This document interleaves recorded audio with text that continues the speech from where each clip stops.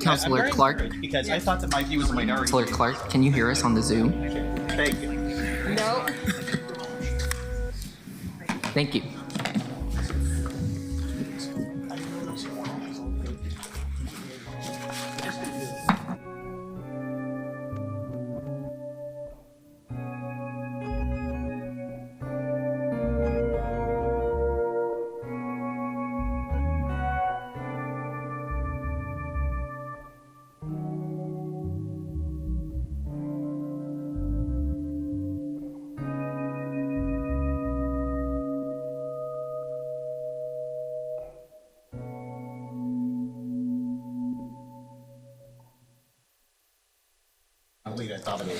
Good afternoon. I am going to convene this work session. Can I wait? There's never mind. I'm not convening anything. We have Councilor Clark online. Oh, there we go. Okay. I am convening this work session. There we go.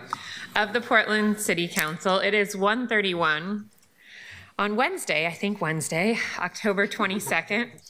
We are having a work session that is listed as a fall technical adjustment ordinance preview, but I also want to draw our attention to the second half, the 26-27 budget process discussion, because I know that our staff are hoping that that actually takes the bulk of our time today. I don't know that we have an agenda posted with times, but I think that we are hoping to spend the first 30 to 40 minutes on the TAO, then talk a little bit about economic and revenue outlook, a conversation that we've previewed in other forums, talk about some of the key budget issues, and then move into a discussion about the budget process. Does that sound right? Yes. Okay. I am going to turn it over to our CFO to get us started.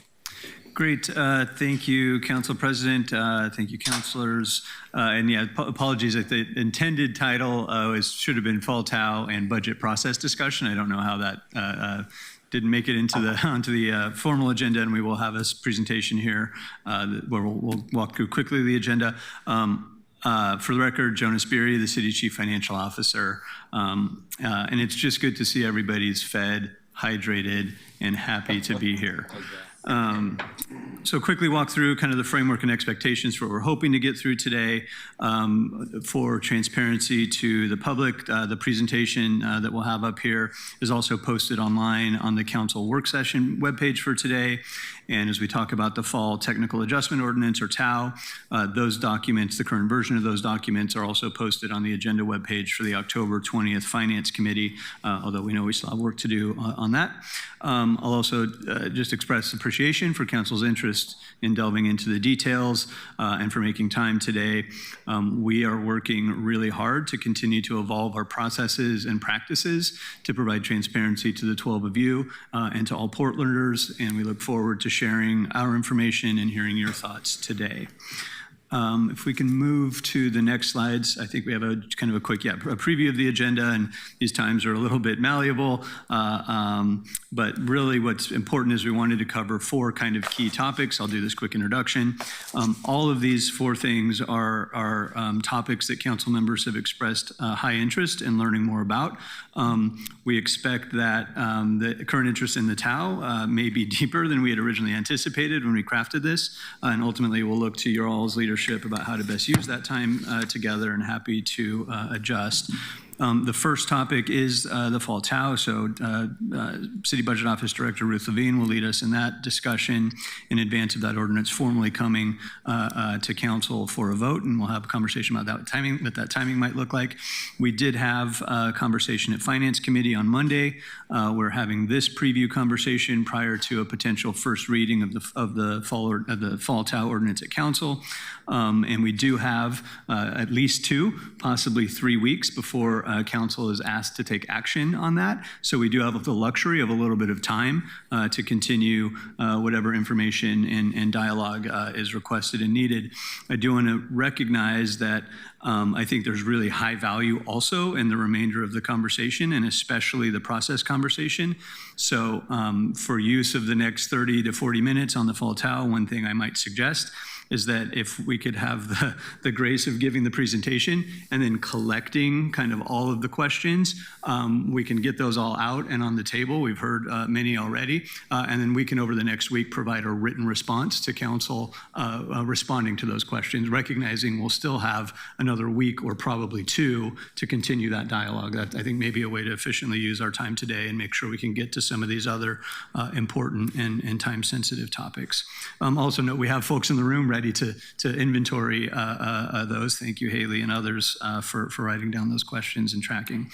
The second topic, we'll hear from City Economist Peter Holzman, who will talk about our economic and revenue outlook and highlight some particular areas of concern and interest there. We might squish that time down a little bit compared to what's here on the agenda, but we can navigate that as we go. We'll come back to Ruth to talk about some key anticipated budget issues, kind of the expense side of that anticipated forecast and expectation as we lead into 26-27 budget development, and recognize as well that the time we have sort of targeted for those two topics may not allow for maybe the optimally preferred depth of discussion, but we hope that council will be willing to kind of balance that with getting to the budget process conversation, which is topic 4. All counselors have indicated that having this discussion on the budget process was a really high priority, and we do have some time sensitivity because we will need to launch into that process and budget development, do all the work behind the scenes. So really hope we can reserve ample time for that discussion today. My last introductory comment, I'll just acknowledge that due to staffing constraints, due to time limitations, due to competing priorities, some of the information that we have today is definitely not as robust as we might have originally envisioned. So we're doing our best. There's a lot to cover. We'll make the best use of the time that we have and see how it goes, and obviously stand ready to come back for additional conversations as frequently and in whatever forum council wishes. So we'll move to, if that all sounds okay, assuming it does, we'll move to jump right into the fall TAO. Just a super quick introduction reminder. The fall TAO is a technical adjustment ordinance. So the city has a legal obligation to maintain a balanced budget where expenses are aligned to revenues. It's important that we be transparent to the public about budgetary changes that may need to occur mid-year. The fiscal year, as we've talked, I think, in other forums, the fiscal year construct that the city has, where our fiscal year ends on June 30th and a new fiscal year starts on July 1. That's the timing construct of the budget. The work that we do overlaps fiscal years, so a big reason for the fall TAO is to kind of realign where we are at this point in the calendar year to the fiscal year budget for 24-25. We've noted, as previously been noted, historically the city has taken at least a couple, if not 3 moments throughout the year to make these kinds of adjustments. In prior years, it was called the BUMP, budget monitoring process, now called technical adjustment ordinance, but same concept. We do recognize that we had a conversation at Finance Committee, I think very productively on Monday. We will need, I believe, to come back to Finance Committee with the final ordinance to pass that through and get it on the council agenda. There may be some dates that are reflected here or elsewhere that aren't quite right based upon that Monday action. So we'll need to keep moving forward on that. It is going to be important that occur fairly rapidly while we have maybe another week of flexibility. If we don't get that through in November, we'll have to have some additional costs and complications that will make things a little more challenging. So with that, Ruth will kind of review the math within the ordinance itself, including non-discretionary adjustments and key decision items, and again, standing ready to inventory and collect questions as we go. Thank you. Great, thank you. And for the record, I'm Ruth Levine, I'm the budget director. So I'm gonna jump in on the fall TAO. So the supplemental budget, just a reminder, authorizes and adjusts budgets for the current fiscal year. It cannot adjust any prior or future fiscal years. There's one slight asterisk to that on the health fund that I will get to later in the presentation, but we're thinking mainly about the current fiscal year and aligning between what in fact happened at the end of 24-25 and what our adopted budget is currently for 25-26. So making adjustments to that adopted budget to align to those actuals. The primary adjustment and purpose of doing this in the fall is to true up what is called ending fund balance to what is called beginning fund balance. And I'm going to talk a little bit more about that. There are also a couple of limited sort of other technical adjustments or policy adjustments that happen in the fall. And as Jonas noted, this moment used to be called the fall bump. There are a couple of reasons for making that change. One of them is to highlight that this is really mostly a technical ordinance. And as I will talk about in the next slides, we are not in the same kind of environment, unfortunately, that we have been in recent years. And so recognizing that I'll call it the bump, it was not intended to be a process to increase budgets. And so that's part of the reason for making that change. So just really quickly on ending fund balance, I think of ending fund balance as sort of the bucket that catches all of the differences between what was budgeted and what actually happened at the end of the fiscal year. So we have our ACFR that we start to get information from those audited ending expenses and revenues in about August or September. And then we go through the process to make those adjustments on the basis of those ACFR actuals in the fall TAU.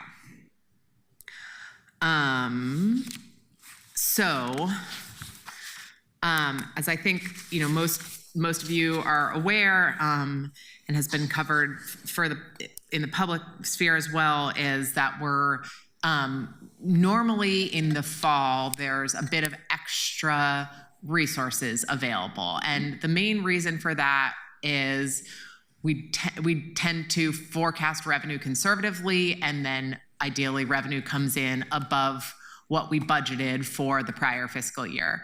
Unfortunately for this year,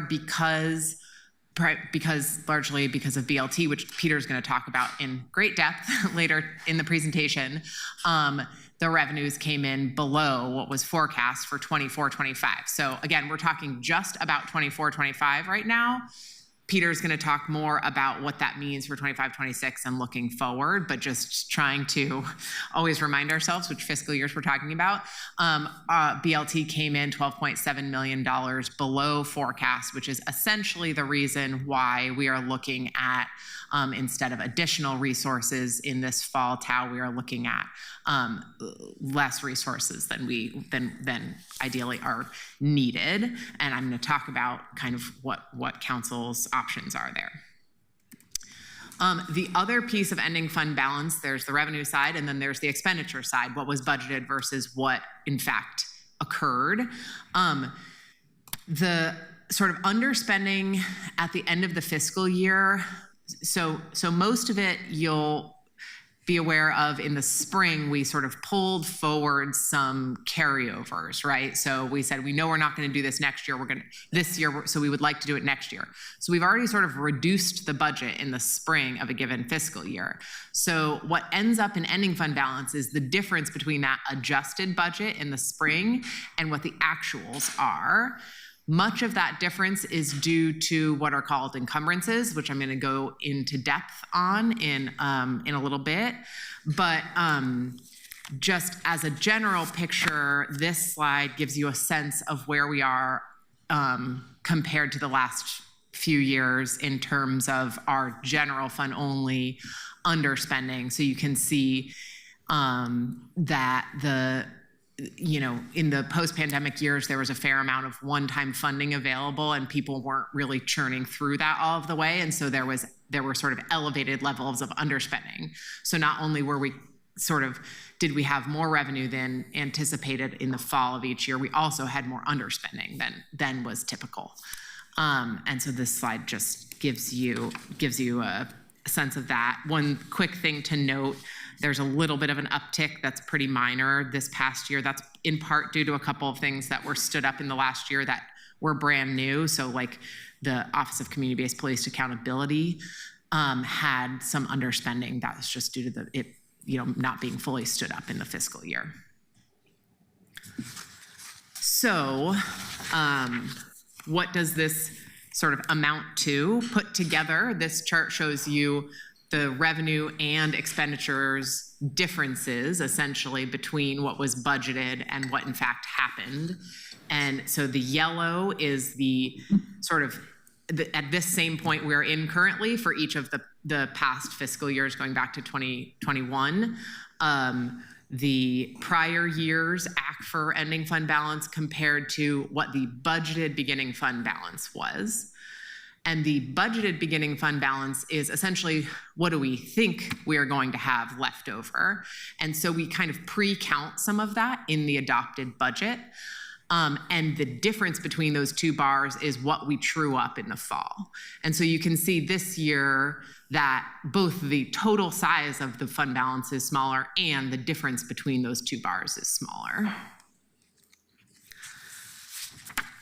Okay, so now I'm going to get into more of the details of what actually has to happen in the fall TAO, and I will talk about what are the things where council doesn't really have much choice, and then what are the things where council has more latitude in decision making. So this first, just starting from the beginning, and then there's that little tracker at the bottom that will like aggregate the changes as we go, and help you hopefully keep track.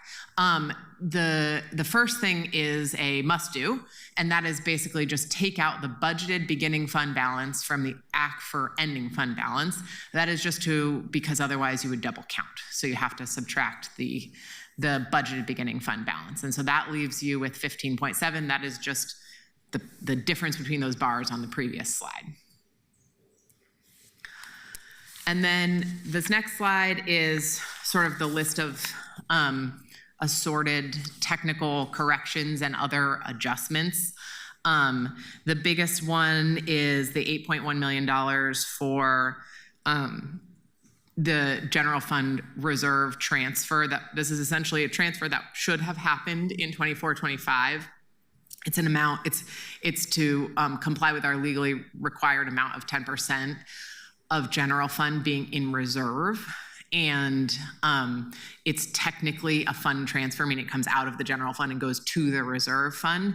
And that didn't get made in 24-25. So essentially it just should have come out of ending fund balance. Ending fund balance should have been $8.1 million lower if that cash transfer had been executed properly. And so it wasn't executed properly, unfortunately, which means we have to do it now. And so it just reduces the amount of available fund balance by $8.1 million. The other items on this list, the next one, they're each a little bit unique. The next one is by resolution that was adopted by council in 2015.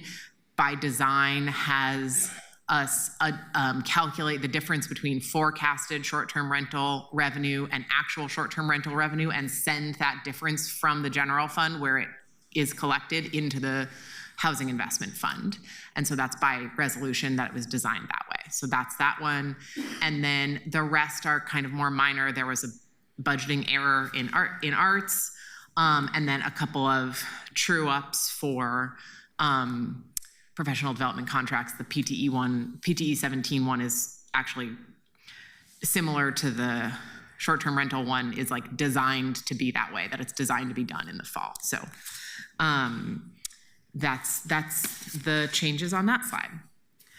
Which brings us to encumbrance carryovers, which are sort of the biggest bucket of adjustments that need to be made in the fall TAO. And I'm going to talk about these in a little bit more detail. So encumbrance carryovers are underspending amounts that are due to either incomplete contracts or purchase orders that were opened in the prior fiscal year. This focuses on encumbrances in the general fund, but obviously the similar things happen in every fund in the city. And within the general fund, our office CBO reviews all of the encumbrance carryover requests. So essentially, these are amounts that were tied up in an encumbrance in the prior fiscal year, meaning somebody said they had a contract to buy something and they encumbered it, meaning they literally couldn't spend over that amount in 24-25. We can't move that money in the 24-25 because it has to stay with the encumbrance because you might get a bill at the very end of the year. And so that the money stays there, and then at the end of the fiscal year, it falls to ending fund balance. But these are encumbrances that the bureaus still are doing work on, or in some cases, they may have completed work and there's an outstanding bill. And so and then there are a couple of asterisks. The Prosper Portland one is a little bit unique. We go through a process where we say, you know, they essentially request the encumbrances on which they still have outstanding bills and outstanding work to do. And our office reviews those to make sure that the purchase order was open in the prior fiscal year, that the Bureau's underspending actually corresponds to what they say they was left on the encumbrance, so that they in fact had the underspending available. and that the carryover supports the same work as the what the purchase order was for. They can't decide to do something different with it. And one thing I'll also note here that's a bit confusing. So definitionally, encumbrance carryovers have underspending associated with them because that's one of the checks that we do, right? And so it looks like these send us into the red, and they do sort of send us into the red because of the order in which we've looked at these things. The reason we don't have the revenues available now to cover these is because our revenues came in below forecast for last fiscal year. So it's not the case that these are sort of unfunded. They were funded. I mean, I think you could think of it as if you set contingency aside and pretended we didn't have it, we would not have been able to afford to pay all of these out last fiscal year. Now, that's not a really realistic hypothetical, but that's kind of the way to think about it, just because our revenues came in below forecast. I'm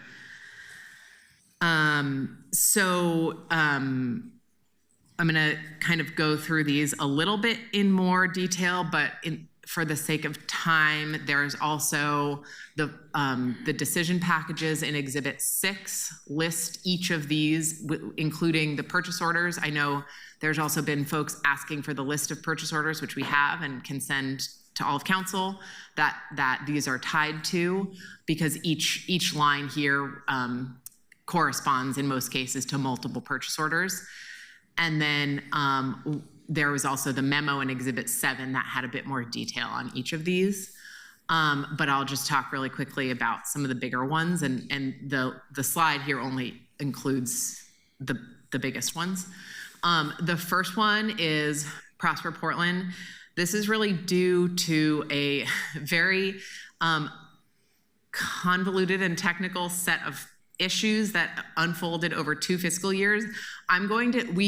Based on the questions that we got on Monday, we have a almost final memo that I think is easiest for the sake of time to send to everybody, and happy to do follow-up briefings on that if that still doesn't answer all of the questions, but just because it is so convoluted, I think that makes more sense than trying to explain it right here, right now.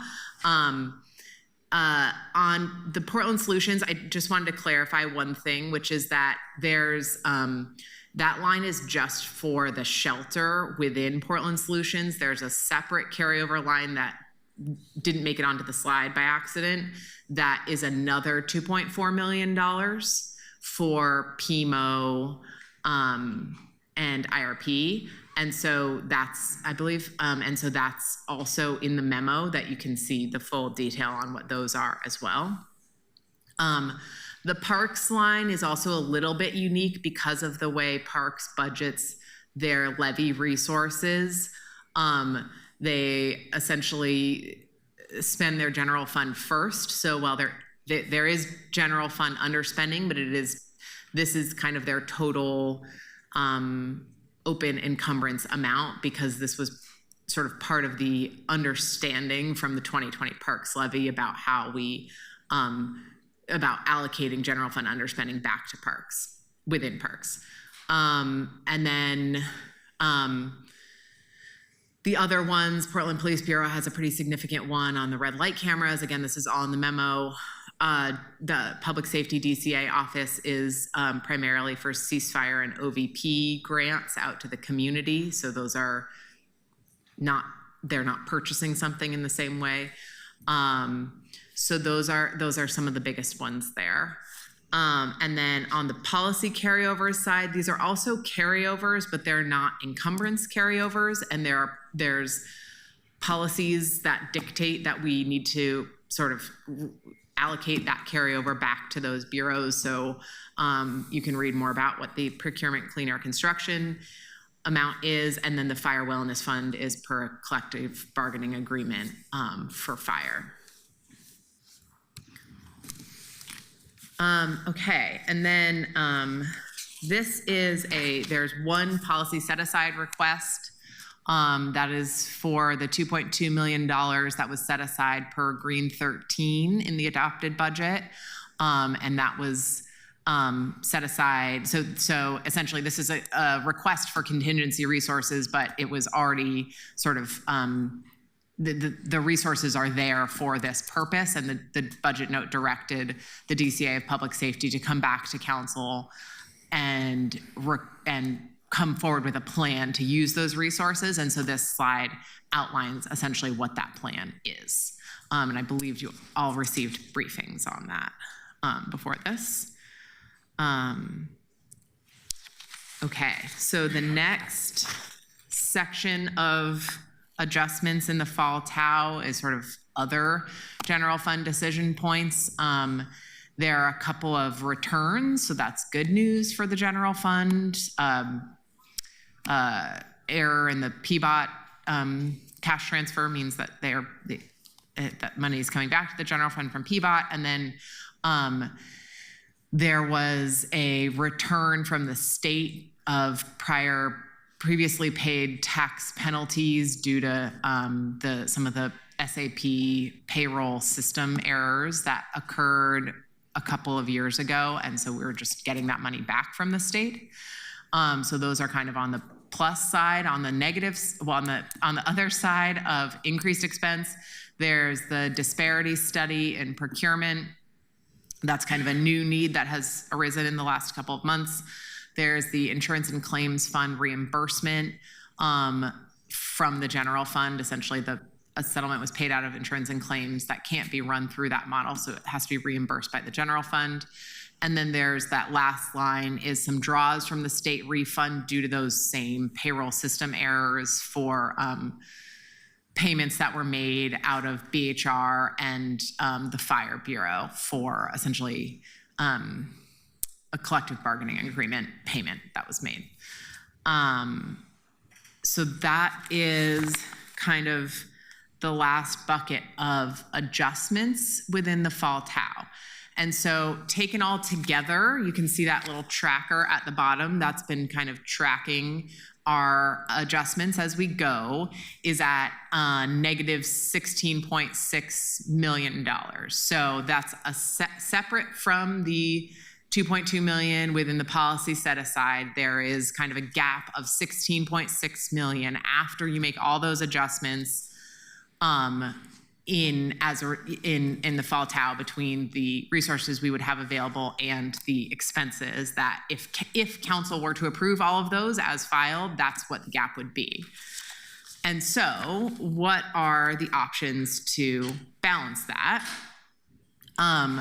Essentially, the recommendation in the fall TAO as filed is to balance that with general fund contingency.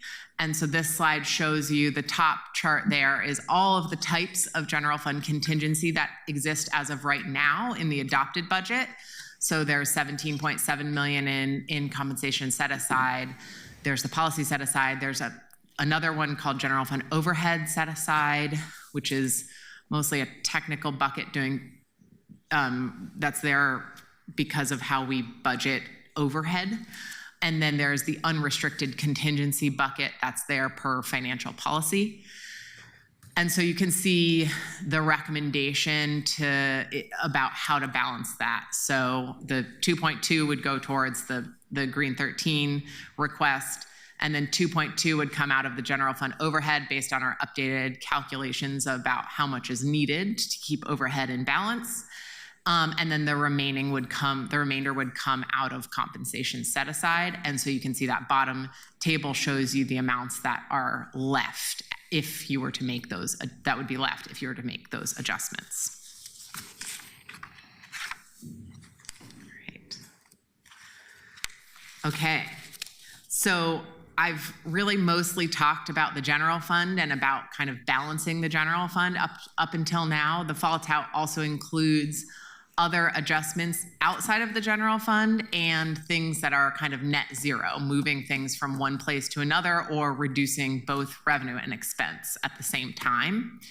And so this table highlights some of the notable adjustments in that category. There are many more, but the memo walks through each of these adjustments. So the first is the shelter services budget adjustment. which reduces both revenue and expenses by $11 million. So this is the $11 million that didn't come in from the state that was included in the adopted budget. We have to update the budget so that it reflects the reality that those didn't come in, and that is being balanced by reducing expenses by the same amount. So that package does not impact other funds in any way. It just is sort of self-contained.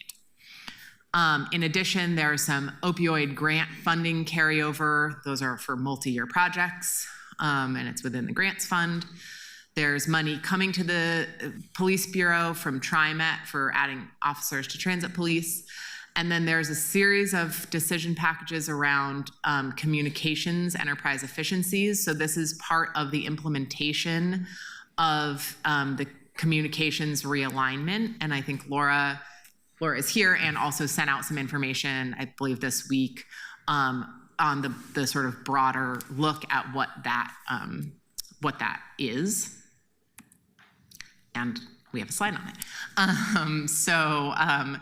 This gives you a sense of overall what's happening here. I think with the communications realignment, I think the important thing to note with respect to the TAO is that the TAO itself is sort of only implementing a few pieces that have to be moved on a budgetary basis. There are other things that are happening in the comms realignment that are not reflected in the adjustments that are being made here. And so I just want to clarify that, and Laura's here to speak to questions on that. But that blue box gives you a highlight of kind of what the cost savings reductions are in those packages. Okay, and then this gives you an overview of all of the FTE adjustments in the fall TAO. As a quick reminder, because the fall TAO only acts on this fiscal year, it's not really a time, in general, in supplemental budgets, we don't do a lot of personnel. We're mostly adjusting for things that need to be cleaned up, or the current year implementation of something like the comms realignment. We will also need to put that then in the 26-27 budget in order to make it ongoing. So like those three positions for the public safety set aside are limited term positions because it is just for this fiscal year.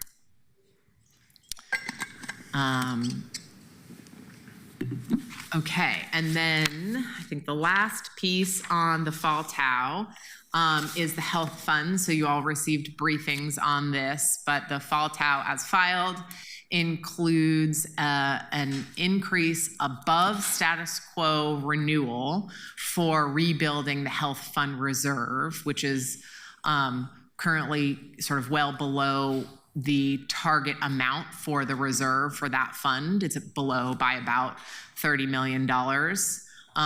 And so we need to rebuild those reserves so that we can continue to pay health claims in our self-insured health fund. And the recommendation that's included in the TAO is to do so over a 3-year period. And so that adds roughly $10 million a year for 3 years to the expenses to pay for that rebuilding of the reserve. And then this table it breaks out the general fund and non-general fund portion of that $10.4 million. And then it also shows you that it's in addition to the 15% increase that's assumed for 26-27 on the basis of the budget note that was adopted to protect workers from future healthcare increases. So this table just shows you the 26-27 impact of that recommendation. And I said at the beginning, this is the one sort of caveat to the fall TAO only focuses on the current fiscal year, because this is the one sort of forward-looking piece. And the reason we do this in the fall is because the fall TAO is sort of the basis on which we begin to build our base budget for the next fiscal year. So we have a snapshot in time of the budget as of the fall TAO, and then we build we start building the 26-27 budget from there. And in that, we need to sort of, the city budget office assumes baseline expenses, and we're going to talk about that later in the presentation, as part of the current appropriation level. And the sort of, we only make assumptions in there about inflation or things that council has approved. And since this is sort of in addition to inflation, we need council to tell us, yes, we approve this decision, go ahead and assume that as part of the base budget for 26-27. If council chooses not to do it in the TAO, it will still have to become part of the budget. We just won't put it into the base budget. So that's kind of why this is here and why it's the one confusing outlier that's looking forward to next fiscal year and not just focused on this fiscal year. So I'm going to stop and take questions. Councilors, who has questions about the TAO? And I'll just note in terms of process, we had a hearing in finance. We have this work session today. We'll go back to finance to pass the TAO to full council, and then we'll have a discussion at full council. But if there are any questions about the technical pieces and what's in there, let's try to get those out today and not wait until this is back for a vote. Councilor Avalos? Yeah, thank you. I figured I would ask a couple of questions to help me and my colleagues better understand what our authorities are in this process, because as we know, this is a little bit new, and then also the way that we've changed the TAO, and I'm curious how it relates to the spring TAO, et cetera. So why don't we start with, can you tell me what is the scope of council's authority in approving or modifying the TAO? So are we expected to approve these adjustments as a package, or is council able to amend specific components? Like, talk to me about what that has looked like in the past. Councilor, I'll jump in. We'll immediately, with the first question, defy our recommendation of collecting questions, but that's a really good question that I want to make sure we address. I mean, ultimately, council is the decision-making body. So what the ordinance that's presented currently is the recommendation from the city budget office about both how to manage the technical things that we have less legal discretion over, right? Like adjusting for the fund balance. We don't, as a city, we don't really have discretion over that. There's discretion over, do we choose to use, to take the CBO's recommendation about encumbrances or otherwise, meaning we have to go back and explore what those trade-offs mean. Does it mean we have bills that we now don't have money to pay and we have to make other budget adjustments? We can have that discussion. Again, I think value in having this, 2 or 3 weeks early discussion. I guess I'm trying to balance between, ultimately, council has ultimate authority. You are the folks who decide what happens to the budget. But the fall TAO, because it is largely technical adjustments to true up to things that have already happened based upon prior council direction, it's tricky, right? And so the recommendation packages in front of you is the CBO's, and I agree, is the recommendation about how to best manage all of those complexities so that we can move forward and have the discussion about 26-27 with a technically, legally balanced budget that reflects our knowledge of existing council direction. But council can change that direction. Can I just add two very quick things? One, it doesn't have to be a package. There are pieces you can pull apart. Absolutely. Two, we're here to help. The city budget office is here to help. So over the next 2 to 3 weeks, happy to have one-on-one conversations about things if you want to change them and talk through if there is a legal requirement, why, and the like. So happy to help. Thank you. Now, you say that the TAO is a mostly technical adjustment, keyword mostly. So can you talk to us about how counselors can identify policy-driven changes that might warrant separate discussion? Like, what would that look like for us to engage in that level of discussion on an adjustment? Yeah, I would start, we can dive into more detail. I would start with the memo, the Exhibit 7 memo. and we attempted to try to clarify what was sort of required in there and what is not required.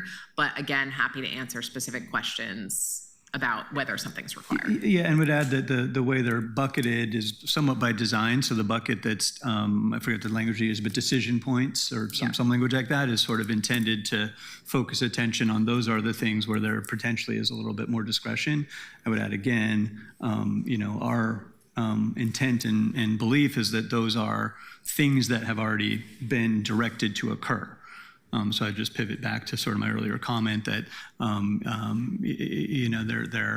it's always a little bit gray, I think sometimes, but that's the intent is we're making technical adjustments to sort of true up and not re-engaging in a large budget adjustment process that would have the typical community engagement and other technical budget process requirements that we would expect in the context of the larger budget. I appreciate that. I will say, though, that I understand and agree that, generally, and one of the questions is like, how are these TAO adjustments reconciled against our adopted council priorities? But before you answer that, I'll just note, sure, I think it is good that you all are trying to adjust to what essentially we approved in the budget. But the reality is that there's dollars that didn't come through, right? There are costs that were more than we expected. And so I think what I'm struggling to understand is it's one thing to say, okay, yes, we voted for this and we wanted this X to happen, but in order to make X happen, we might need to take a little bit from Y, we might need to cancel Z. And to me, those are still policy decisions. So I think that's what I'm trying to understand, how we can weigh in, because I don't consider those to be strictly technical, because it's like, well, how are you deciding as the budget office that yes, we approved all X, Y, Z, but again, if X doesn't have enough dollars, then if we're taking from Y and Z, then that to me is a policy decision that we should be engaging in. So that's why I'm trying to figure out how do we weigh in on that front. But in general, can you talk to us about how you all are making those kind of discretionary decisions at the beginning?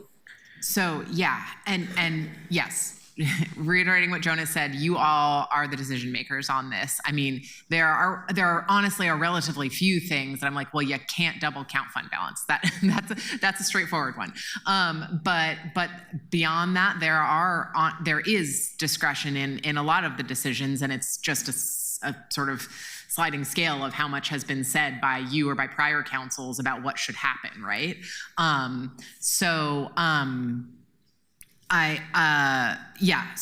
you are happy to weigh in. I think from the perspective of how does our office think about this, so on the encumbrance carryovers, I tried to list out what the lenses are that we use, and that's kind of based on practice and financial policy, looking at, it was in the general fund, it was open last year. We can't use encumbrances from multiple years of purchase orders. That you actually had the understanding and that you're still doing the same thing you were doing last year. That's our office's lens. That said, council can choose whether you change those. Like we're not making a value judgment on the underlying expenses. We're just saying that that's the lens that we look at it with. It's as with everything, it's what is the impact of that decision if you are to make it. In many cases, bureaus will say, well, that's the budget that we had for this thing, so we have to not do that thing if we don't get those resources appropriated for that encumbrance. And so that's the conversation. And likewise on many of the other decisions. There are decisions that, we attempted to outline in detail, but there's always more that we can give where, council can do a different thing. I will say, we reviewed this with the city administrator and with the mayor. So it's not like our office is just deciding, right? Yeah, I'll stop there. Thank you. I'll make one last little comment and then I'll have one more question for Council President. So it would be helpful, I think, if, and I could talk offline about how to make this more visible, but for these memos to more explicitly flag that things that are policy relevant items versus like simple adjustments. I consider policy relevant things like shelter funding changes, bureau reorgs, versus, you know, we have to pay this bill because we didn't pay it last year, we need to pay it this year. That to me is more technical. And I think that's the broader philosophical question I'm offering, and I'm asking my colleagues to think about with me in this. So then lastly, my question to Council President, you know, given everything I'm asking and, you know, I'm signaling that I think that there are discussions we need to have that are policy related, do you have an idea for what that process looks like for us? You know, right now I'm understanding we've got this meeting, we've got the Finance Committee meeting, which I'm a part of, but not everybody is. And then it's going to come to a future council. Are those the three, I guess, opportunities for this discussion? And maybe I would suggest if those are the only three, maybe we should explore some other ways if we're needing to like introduce amendments, or I don't know how to go about that. So what's your thoughts on the process? So two pieces. The first is I absolutely hear you on wanting to have more of a hand in how some things are transferred. And I'll remind us that the mayor has the authority to make changes within any given fund, right? And that's where we have to decide as we budget how narrowly or broadly do we want to create those funds, and therefore how much leeway do we want to give the mayor to be able to, on the one hand, make adjustments as conditions change, and on the other hand, have the freedom to make adjustments as conditions change. For TAO specifically, those are the times that are set aside. We set this aside to make sure everybody had an opportunity to ask questions, understand what was happening, get those details, request one-on-ones for more information, so that folks have time to think through any changes they might want. And we actually intentionally delayed a vote in the Finance Committee to ensure that we could have this conversation before the Finance Committee passed anything to full council. So it will be coming back to another Finance Committee meeting. Are you expecting, you think that people should come to Finance Committee to propose amendments, or do you think that all of that would need to come just to council? Like, how do you see the difference between the Finance Committee and the council, you know? Well, as with any committee, I hope that we can do the bulk of the work in committee, and folks should feel comfortable coming to any of their colleagues' committees to bring forward changes. I think with this fall TAO, because there is not money to be buying up new program ideas, we really are talking about how do we make technical adjustments and how do we ensure that the budget continues to balance by making some changes and some cuts so that we can get through the rest of the year. The idea that this is mainly technical is why it's going through a committee as opposed to the budget process where we did that work as a full council. I hear you wanting to possibly do more than just the technical adjustments. Yeah, I guess I'll just end by saying I know I do, and I suspect some of my colleagues might have some deeper policy questions that are coming out of what was proposed to us. And so I'm just trying to figure out how we have that discussion, because as they said, ultimately it is our decision to make these adjustments.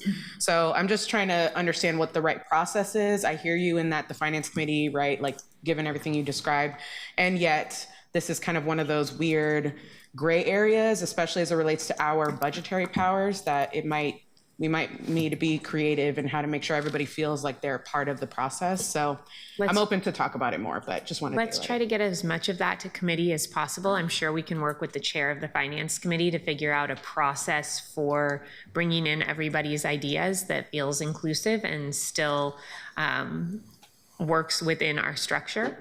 I'm looking to the chair and he's nodding. So I think we can figure. I think you raise great questions. I think these are important, right? As the budget committee, this is a budget committee action. I want to reiterate the point that our budget director gave, which is her office is ready and willing to work on amendments and language. I think we've all gone through one big iteration of that and how that went. So that would be my encouragement, is if you've got something in the hopper that has legs already, that you work with her office to put the real meat on that. And I would welcome its introduction at finance so that we can, I look at the Finance Committee as having somewhat of a role in digging further into the details. And so I do think it'd be appropriate that the amendments come through there.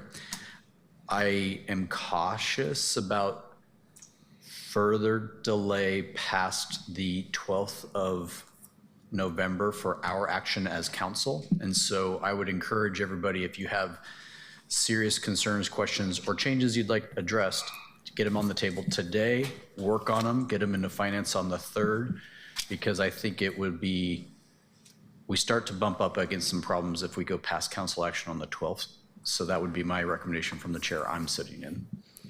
Thank you both for your. I'll just add to that. It sounds like there have been some conversations, and maybe you and a few others have had some ideas that have been bubbling up that you want to bring forward. Let's just, even if today, because we do need to get to the other parts of the presentation too, even if today it's just saying, hey, I want to work on X, or I want to make sure we have a discussion about Y, get the topics out there, right? We're going to be dealing with all of this in the next 2.5 to 3 weeks. There's no need to hide anything that folks are concerned about. Let's make sure we all know what those concerns are so that our staff can get working on it and we can have it ready. I appreciate that. And to my colleagues, I would say it'd be good for us to just talk through what we would consider technical versus not, because that to me is the biggest thing that I'm grappling with. And I want to hear from you all how you're defining that. That would help me navigate what to do next. Thank you, Councilor. May I just make another, this is a great conversation and appreciate it greatly, appreciate the commentary about sort of there is risk of inaction and some cost and challenge associated with that. I do think that the process is imperfect. We're hopefully going to talk about process broadly. We're still caught in this kind of middle moment between the way we've operated under the old form of government and transitioning the prior cycles into the new form of government. And so I appreciate there are process improvements that probably need to be explored. And happy to do that, more than happy to do that. I am cautious and would urge caution about doing things that have unintended consequences. I mean, I appreciate that and absolutely agree. I'm here, CBO is here. If there's things that need to be further explored, amendments that are high value and high import, let's talk about those and see if we can implement them. But I would just advise caution in tinkering too much until we can have that sort of comprehensive view of the process soup to nuts, which again, we're hoping to start getting to today as we enter the next cycle. Thank you. Thank you, Councilor. Councilor Murillo. Thank you. I'll echo certainly what Councilor Avalos said about defining what is a technical adjustment versus a policy change. I think that's an important question for us to ask. So I support us getting more information on that. I have a few more technical follow-up questions. Going through this presentation, I have some concerns regarding the use of the compensation set aside as a way to balance the fall TAO requests. And my concerns are related to the fact that the compensation set aside is needed for costs that are being incurred daily, and the fact that vacancy savings are otherwise needed to ensure that bureaus can meet enterprise efficiency cuts that have not yet been optimized. So with that in mind, can you tell me how much of the compensation set aside was needed in order to balance the budgets last year to help us have a sense of how big of an issue this is that's being pushed off to our next discussion? I don't have the number offhand, so that's a good one we'll follow up on. Okay, thank you. The second thing I wanted to discuss was that I keep hearing that our general fund encumbrance carryovers are backed by underspending, which makes sense from an appropriations point of view, but they are not backed by real dollars. So as you mentioned, that revenue was not realized, and if it was our process to disperse general fund dollars to bureaus in real time, many of these POs would not have been able to be created. So what analysis has the City Budget Office completed to identify where contracts and work can be paused in order to preserve compensation set aside for actual costs that are being incurred now? These are long questions. I can also email them. Yeah, no, it's a great question. We will follow up more on that. I will say it would require doing a little more follow-up compared to our normal process to say what would the impacts be if, to you bureaus, if this work was stopped now. There's some we could probably answer that are straightforward. There are some we can say for sure, yes, this work has been completed, or it happened between July and October 20th or whatever, because that's also a reality, right? And so we would have to do some follow-up and get that from bureaus. It's not data that we have at our fingertips as of right now, but it's possible. Would it be possible to bring this back then, if this goes back to Finance Committee for further discussion, to have that presented there? I mean, Ruth and team are going to do the work. But yeah, I mean, my intent with this is, and absolutely can speak questions, can email those as well if that's a more efficient way. My intent would be within a week is to try to get written responses to all of the questions back to all council offices. And then we also have the opportunity at Finance Committee to speak to those as well. And then, of course, we will also come back to council full once that ordinance passes through committee and pending agendas have opportunity for discussion at that moment as well. Great, I appreciate that. And I'm, actually at the Housing Committee a few weeks ago, we had the council president bring an amendment to one of my ordinances that's eventually going to come to full council. And I think that system worked out fine. So I'm happy to, I think it's a good system to keep doing things in committee and then bringing it to full council. I think, although many of us struggle to either get notified about what's coming up, or sometimes we have other meetings in place because we're not sitting on that committee, and I personally sit on 4 committees. So if there's a way to sort of relay when there's going to be big budget discussions like the TAO or anything else to full council so that we can go and engage, that'd be great. Thanks. Thank you, Councillor. Councillor Green? Thank you, Madam President. So Jonas, as I understand it, you would like us to sort of help you collect the questions, and then you can give us the feedback so we can move through more efficiently? Yeah, I mean, I think that would be ideal, just recognizing I know there's a limited amount of time today and we have other things I know folks do really want to talk about. So I don't want to be, a squisher of conversation, but I also want to provide pathways to accelerate the conversation, if that makes sense. It does. And so just with that, what I'll do is I'll read my questions, but I think at some point I'll state my intent, because I think what I'm also going to do here is signal a direction that I'm going to go with the TAO, and I want you all to have as much advance notice as possible. But based upon the response to the questions that we get back, that will determine how I approach that, and I may not have to do anything at the end of the day. So I am curious, I would like to know more about that general reserve fund transfer correction from last year. I know that, maybe mistakes happen, but I just want to know that that was a sort of oversight or a mistake and not a decision not to do it to sort of mask other shortfalls elsewhere. That's what I'd like confirmation of. I'll be looking forward to seeing the Prosper Portland encumbrance memo. I think there's still a lot of questions there. I have a number of questions about the Portland Solutions carryovers. I'm just curious, like for any of the encumbrance carryovers, I'm going to want to see what absolutely must be approved to not breach a contract. Because to me that's different than, well, there was a sort of plan that we didn't quite execute on relative to, okay, well, some work was performed and we just didn't get the money out the door in the last fiscal year. To me, that's a different thing. Because I share my colleagues' concern about using the compensation set aside for this purpose. In order to approve a TAO that has a bunch of encumbrance carryovers, I'm going to really need to see that. Otherwise, I don't think it's fiscally prudent to do so. I'll want to know, are any of the Portland Solutions carryovers funds that are intended to pay for the current fiscal year sheltering program? Because we have budgeted money for the current fiscal year program. And so if we're using funds from last year to also pick that up, now that's an augmentation of the budget in my view. There is a very specific thing on the decision packages for this. Page 99 of that decision package is a technical adjustment that has this, it says realigns $200,000 from PMO's EMS budget to internal materials and services for interagency agreements with parks for trees maintenance related to lighting and PBOT for traffic barriers. I want to know what that is specifically and when, like what is that work going to do and when was that decision made? Because I want to know that's not, if that's the money being used to do the Northwest Diverter thing, I'm not going to vote for that, okay? So I'll just want a confirmation on that. Finally, just on shelter services budget amendments, I saw the memo, the $11 million shortfall the mayor's proposed, the city administrator's proposed, absorbing that cut through efficiencies and also reductions to overnight shelters and also the alternative shelters.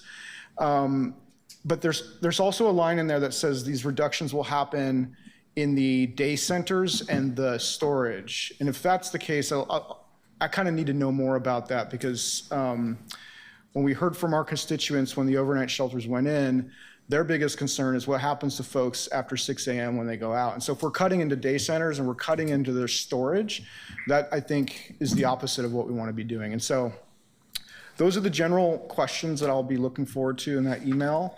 And that will then inform an amendment to the TAO that I would bring forward. Sure, a couple of things. First of all, on the reserve, general fund reserve transfer, I can assure you that that was very much an oversight. I very much wish that we had done it. Yeah, it was the issue in our office just not getting the cash fund, the cash transfer done correctly. And sorry, I'm just going to add to that too, since it was stated in public. I mean, we don't take actions to mask things. We're specifically here to be transparent. So I want to be really mindful for the public listening that that is not the way that this budget office, the city financial office, and the administration works. So I don't want any risk of folks watching online believing that that's a strategy or something that we undertake. So thank you for asking the question. Very much. Thanks for confirming that. Yep. And then I wonder if it's helpful to have, I don't know if Sky's here on, to just come up on Portland Solutions real quick, since I suspect a few people might have questions. And I'll just note as Sky is coming up, answer as much as you'd like right now, but also we all understand if you want to get back to us on these as a full group so that we can get through everything. Yeah, thanks. Skylar Brucker-Knapp, Director of Portland Solutions. I can answer any questions kind of for you, Counselor, for anybody, and be part of that email exchange as well. I'll just say I'm also going to send out the presentation that we did to the Homelessness and Housing Committee, because it really walks through a lot of those pieces and I think would be really helpful for folks. It takes a step past kind of the memo and really dives in. So we appreciated that opportunity, and I will share those slides as well. And then we are happy to answer any questions that you have and work with Ruth in her office as well. So we can do individual briefings as well. Thanks. Any further follow-up for Councilor Green? Okay, Councilor Green, anything further? No, just in the interest of time, I'll just leave it there and I'll look forward to those follow-up responses. Thank you. Thank you. Councilor Zimmerman?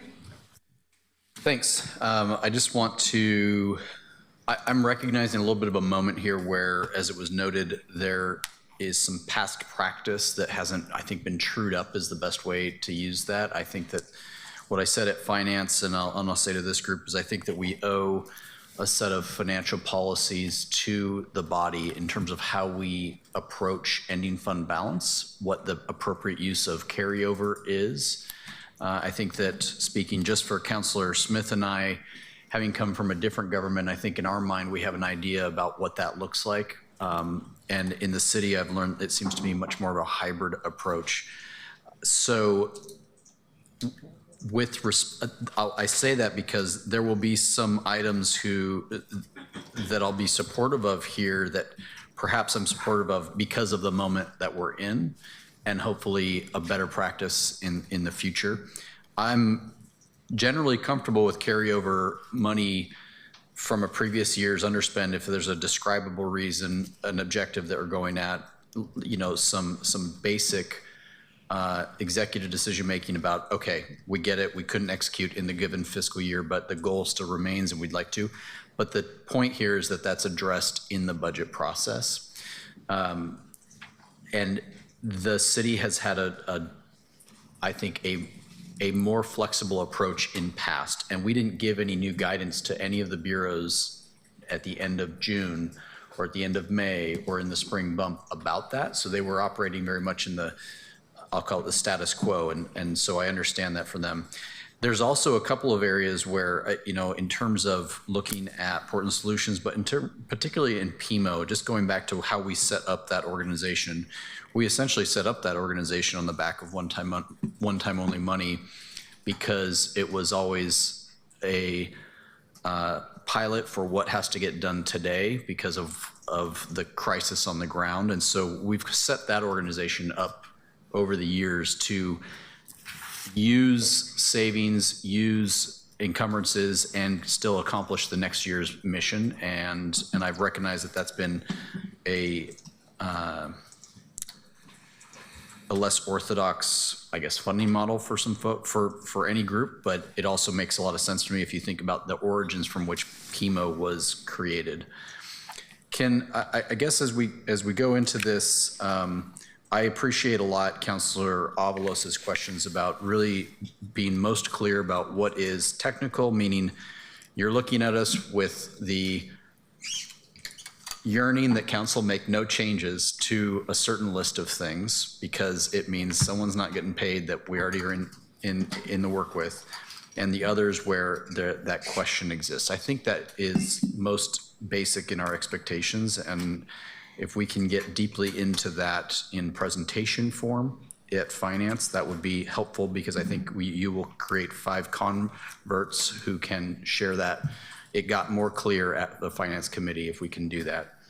And I look forward to Director Brocker-Knapp's slides that'll come through talking about those changes that Councilor Green, because I think those are the main questions as the finance chair that I've been getting from folks.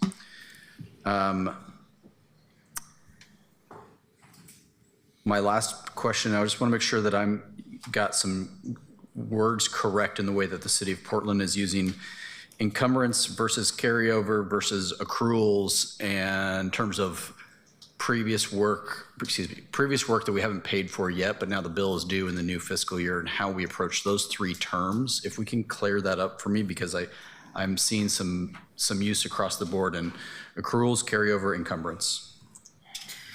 Yeah, I can take a quick stab at that, and then we can follow up in more detail. So the carryover, again, the distinction, I mean, we use it in a couple of places, so understand the confusion, but the spring carryover is what we call programmatic carryover. So it's in the general fund, it is one-time money that didn't get spent in that year and they expect to spend in the next year. And so it is unencumbered money, meaning it's just free. And so they say in the spring, hey, we don't think we're going to do this year, but we expect to do it next year. We did a lot less of that this past spring than we have in recent history. But that is kind of what we call programmatic carryover.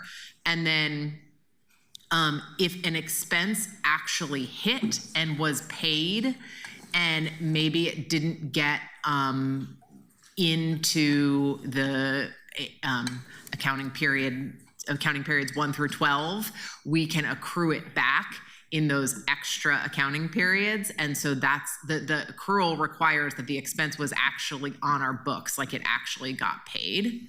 So using normal person words is the job was done on June 27th and the bill got to us on July 27th. Yes, I think that balances, or that straddles the fiscal year. Depends on the cutoff. Bill of the pay. It was in fact paid. There's a cutoff date that accounting has every year to say, hey, we're in year end. This is the cutoff date for your accruals. Yeah, I would say October 27th would have been a better date to say. Yeah, I'd say essentially, Council, you're correct. The dates are not. It has to be close enough to the year end that they're still working on their ACFR, and so like now is too late. We can't go back and do it now to 24, 25. By and large. So those are, but you can think of an accrual as like a bill that has been paid. We're just getting it into the correct place on our books. Okay. And then the encumbrances are money that we held, right? So we said you would literally hit a hard stop in SAP if you tried to spend over that limit, because the Bureau said, hey, we're going to use this for this very thing. And that's why we have had a practice of waiting until the fall to go in and say, all right, how much was left on those purchase orders? How much wasn't spent? and then we pull it into the next year. I will flag for council, as a general matter, governments do this differently.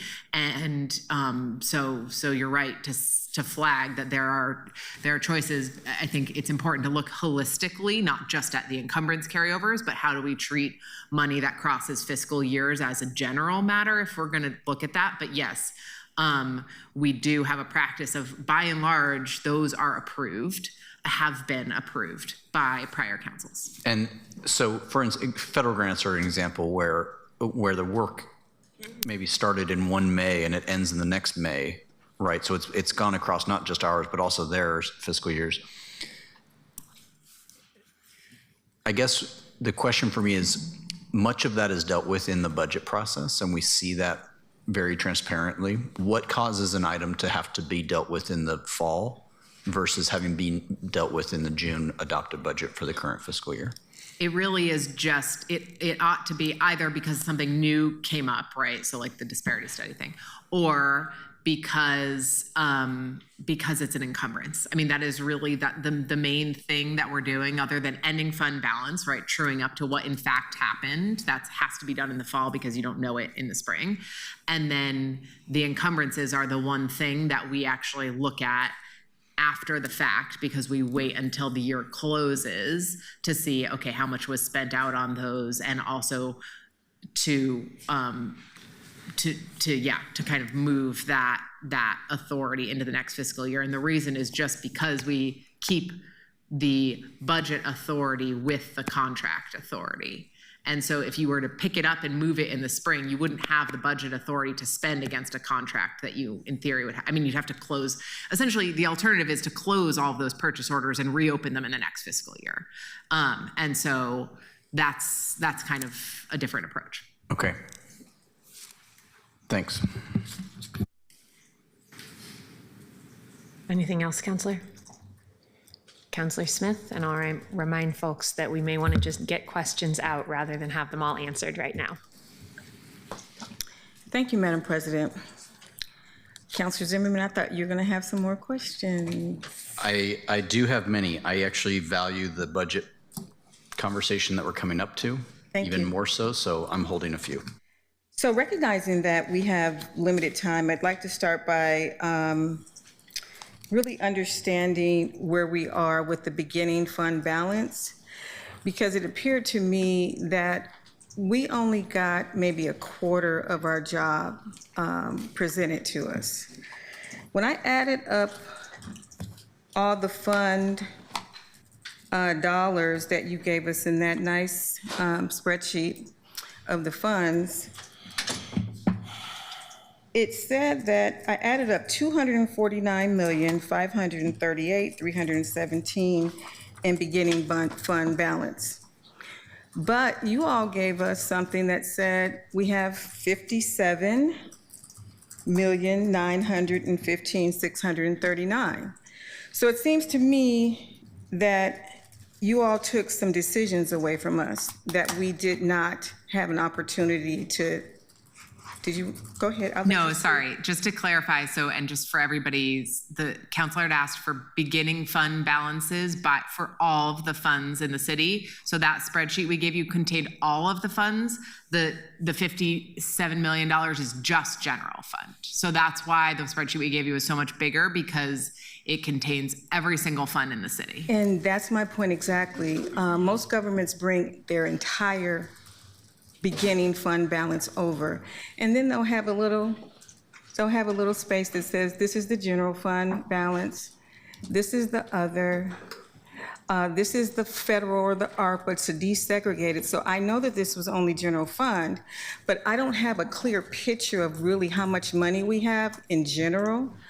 You didn't desegregate any of the ARPA monies that are available for use as well for obligated purposes.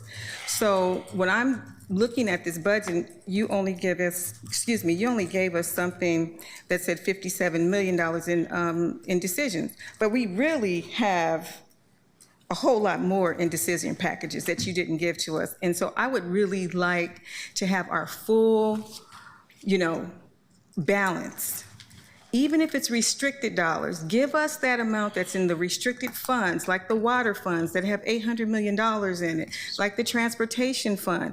You put $52 million in the transportation fund and said that this is a decision that we have to make recommended adjustments. I want to know where that money came from. I want to know what is the entire balance of all the contingency funds for all the funds that you listed in the funded summaries. We didn't get that. I want to know how much did we receive? Don't tell me we received $12 million less than what we got last year. Tell me how much did we receive from the BITI this year for 25-26, and what was it for 24-25, so that I can see how much money we had in property taxes that is not desegregated anywhere, and then I can determine what does it look like, where are we? I have no spreadsheet that says what was the forecasted number. So when you tell me 12.5 million was forecasted more, I don't know where the hole came from if you don't tell me how much did we receive from the BITI. You'll do a graph and put it up there, but you won't put an actual number. I can't deal in graphs. I have to know the actual number of the monies that we have received in revenue that came through for 24-25, and then what came after June 30th that we have to do technical adjustments to. It is great. These exhibits are amazing. They're amazing to look at, but it is really hard for me to detail what exactly happened. Like, for example, what was the direction on where CBO included the ARPA funds in the TAL, and whether or not these were desegregated from our fund balances? And so I'm trying to understand, when were you going to give us those balances as it relates to the TAL? Because maybe some of those expenses that you're saying that we need to pay for in this 18 million, maybe they could have been paid for with some of the obligated for the same services in the TAL, and I don't have that. So I'm missing money right now. Just for full transparency, I looked back at the contingency fund in Prosper Portland for 24-25. They have $548 million in their contingency fund for 24-25. They expect to go down to $345 million, give or take, for 25-26. And so I'm going to bring forward a amendment that says, no, we're not paying for your bill that you haven't paid for the last 4 years. I'm not spending that $4.2 million on that. Let them take it out. Why do we have to pay their bills, since they are so very insistent that we don't tell them what to do or manage their budget? They need to get their bills out of their contingency pot. And so I will be putting together an amendment that will say $4.2 million is taken out of your own contingency fund. The $3.75 million that everybody keeps talking about, these legal fees, make Prosper pay that $3.75 million out of their contingency fund. They have well over $300 to $500 million in there. Let them pay that. The other issue that is really stressful to me to look at is when we talk about the fin. I don't have anything on any of your spreadsheets that tell me how much general fund discretionary money we actually have. Then I can tell you how much money, because according to what you say, and I looked it up, it does say in the statement of funds that 10% in the general fund reserves have to be put in that fund. Well, if I don't know how much money we have in general fund, I do know how to calculate what 10% is. I'm wondering if it's anywhere between 740 to 890, because we have $90 million in the general fund reserve. So I need a clear understanding, how much do we have in general fund? And then I can tell you where I want other monies to come out if we're going to meet that $12.5 million gap.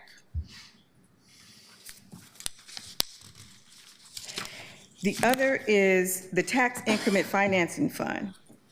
$12,718,039 were taken out and put into intergovernmental affairs.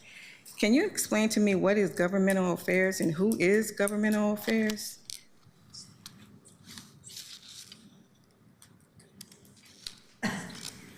I'm sorry, Councilor, we'll collect these questions. I don't have the Oh, answers. okay.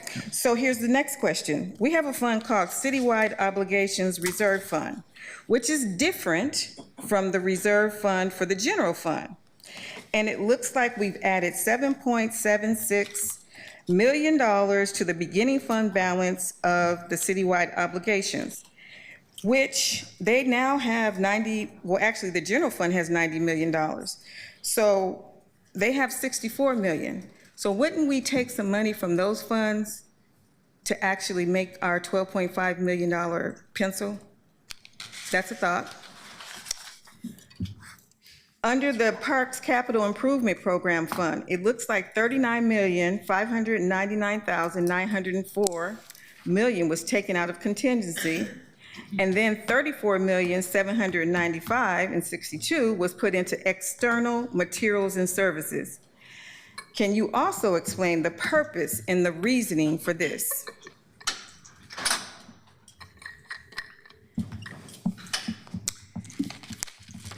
In the spectator fund, I'm tracking that 1.369 million was moved out of contingency. And I want to know, it's okay, where will that money go and how will we be able to do that?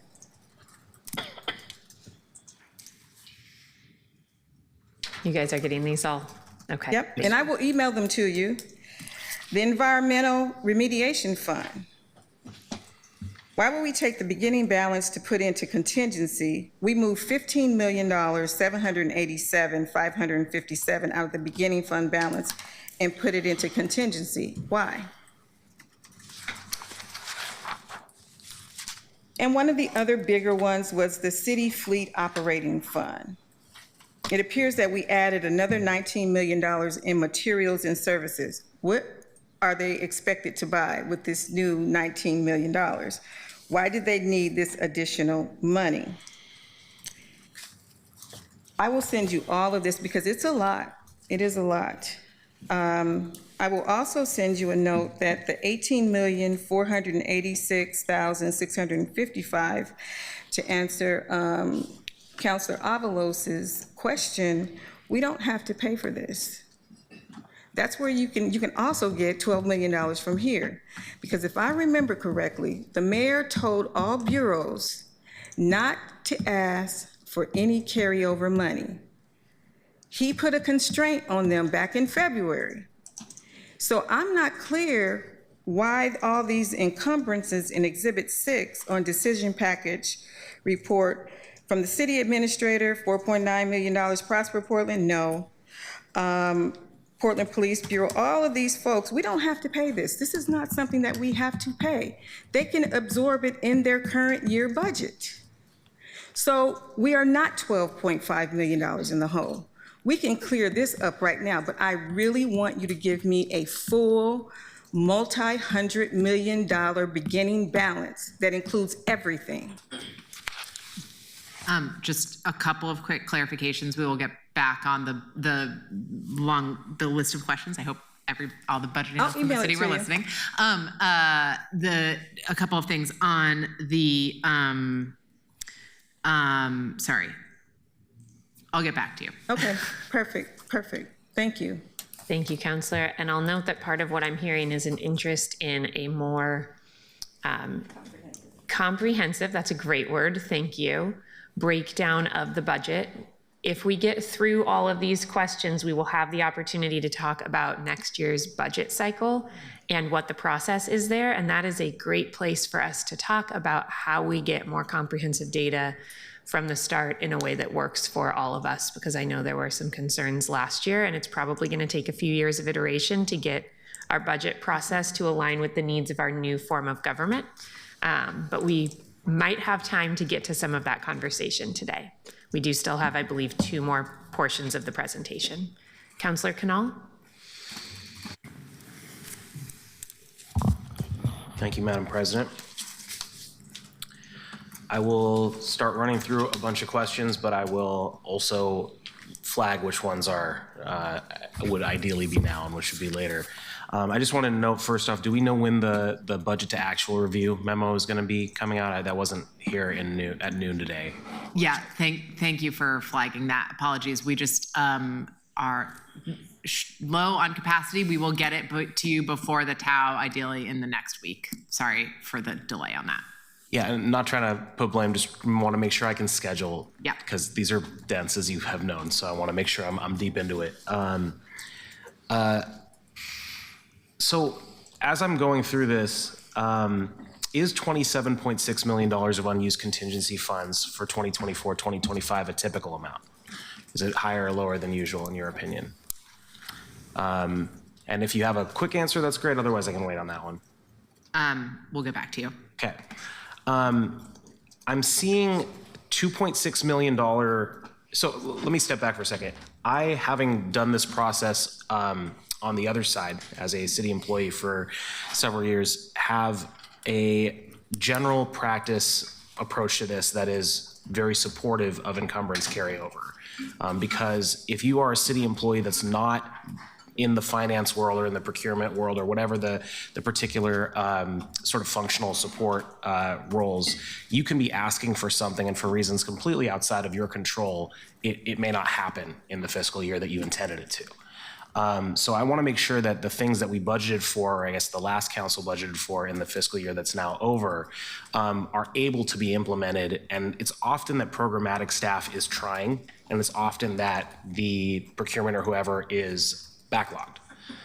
So it's not necessarily anyone's fault. So my default stance is to be supportive of it. And there are some exceptions, and unfortunately in this case, the exceptions fall into the top two in terms of size of the encumbrance carryovers. I'm talking specifically about Portland Solutions and Prosper.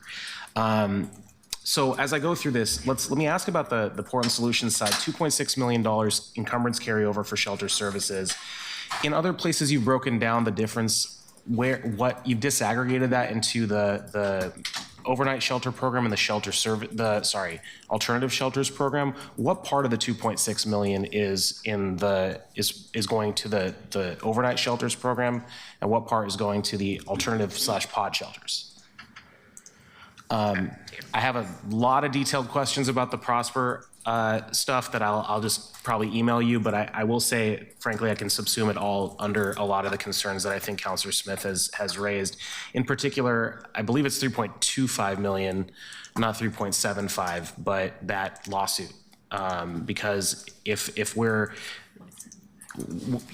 so this is the amount for the Albina settlement that was increased, of which half of it was previously borne by Prosper and half of it by the city. And as it was increased, our expectation, although that has not been voted on in any place yet, has been that would remain the ratio. So there's $3.something million that is currently not yet been paid by Prosper as part of that increase. I'll circle back with the detailed questions. As I was going through your memo, there's a level of detail in the Bureau of Planning and Sustainability, BPS memo that was really, really helpful. I would love the same level of information for the other encumbrance carryovers, in particular Prosper and Police. It's broken down much more significantly for BPS, and it's just hard for me to understand what exactly is going on there. I do have a specific question, which is why are red light cameras still here if so many of them are PBOT? Why is that a carryover? I understand that the contract seems to have been initiated in 2023, so maybe that was before some policy changes, but I think that's something that we can fix at the same time if it needs to be fixed. I know not all of the camera work is under PBOT, some still is PPB, but I'm surprised to only see it under PPB.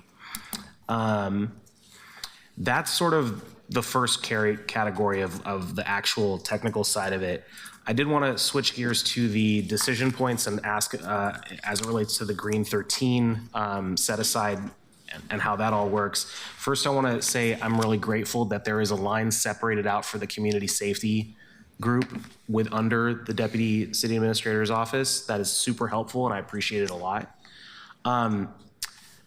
I did not see in the requests anything from the Office of Violence Prevention or Ceasefire. So I saw how 1.1 million, roughly a little over that's for police, 700,000 or whatever the amounts are for the others. I was surprised not to see anything for community safety in there other than $114,000, but none of it was earmarked for any of the programs I know to be under community safety. So OVP, ceasefire, or Portland Street Response.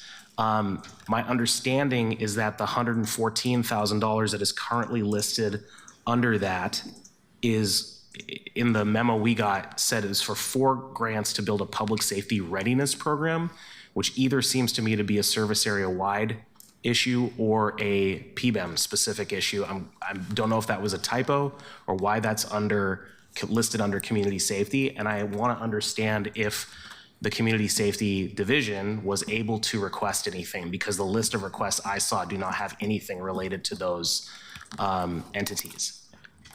Because my understanding was our process as outlined in the budget note was that there was going to be requests from all the subsidiary parts of the public safety service area. Then there would be a process which appears to have been followed to determine which of those would actually go into the $2.2 million request, and that would come to us at the TAO. All those later steps seem to have been followed, but I am curious why there are no requests from any of the subsidiary entities there. Moving on, because I could go on that for a while. The wellness, all that's granted. Okay. And relatedly, the job readiness program, it was, I'm not sure if that was for community safety specifically or for the whole service area, and if so, we should write that down. I think there's $7,600 for PSR in there in the Green 13 set aside as a whole. I don't know if that stayed in from the first version I saw till now, and I was concerned about that given how much recruitment is going into everywhere else and how there's 14 vacant positions, not to mention a vacant permanent manager position there. So just broadly, I wanted to have more information as to why that is, as well as if we need to allocate all $2.2 million of this in the TAO, or if there's an ability to leave a little bit of that left over. Switching to the third and final category of the net zero fund decisions. Broadly, I'd like to know how a nearly $6 million reduction results in no substantial service reductions in the alternative shelter program.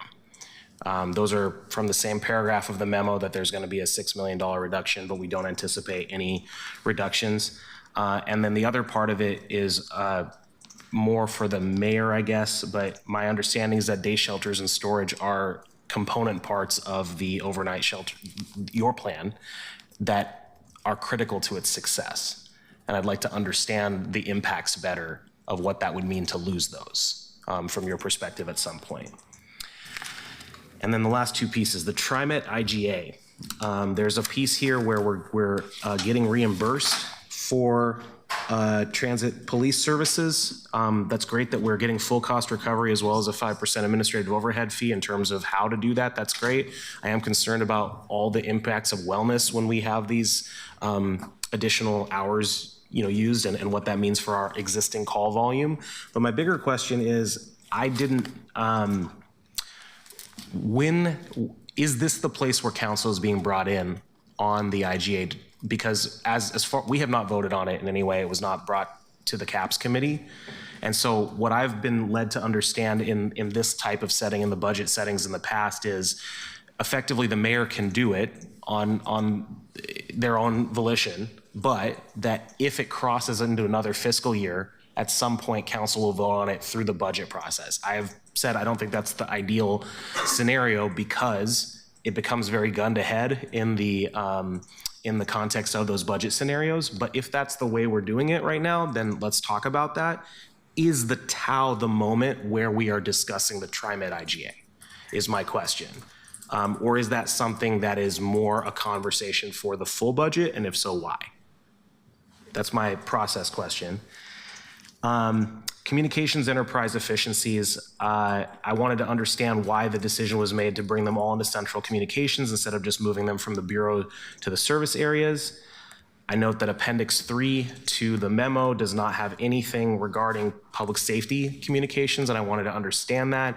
I think we've had several counselors from across this dais, both literally and metaphorically, asking about the reduction in social media accounts so that there are fewer places, not necessarily one, but significantly fewer, to get information on social media. Most of that is in public safety, and I'm disappointed to not see it there. And then I want to just point out, there is a proposal here to combine at the, I can't remember, I think it's the service area level, the manager who does communications with engagement, and that to me is a ridiculously bad idea.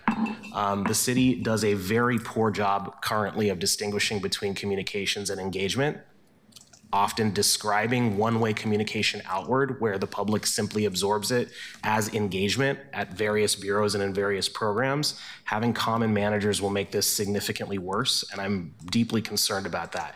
If there is a need to have consolidation, I would strongly suggest combining policy development with engagement, because those two things are actually linked and ideally are part of a single exercise. So I just wanted to raise that. I will happily circle back on all the detailed questions on Prosper later on, as well as I really appreciate Councilor Green. I also have page 99 open for that exact reason, and I just want to take the opportunity to co-sign. If there's anything related to the diverters in there, I would be against that as well. One last thing, I would love an aggregated amount of money that's being moved out of personnel and into either EM&S or IM&S.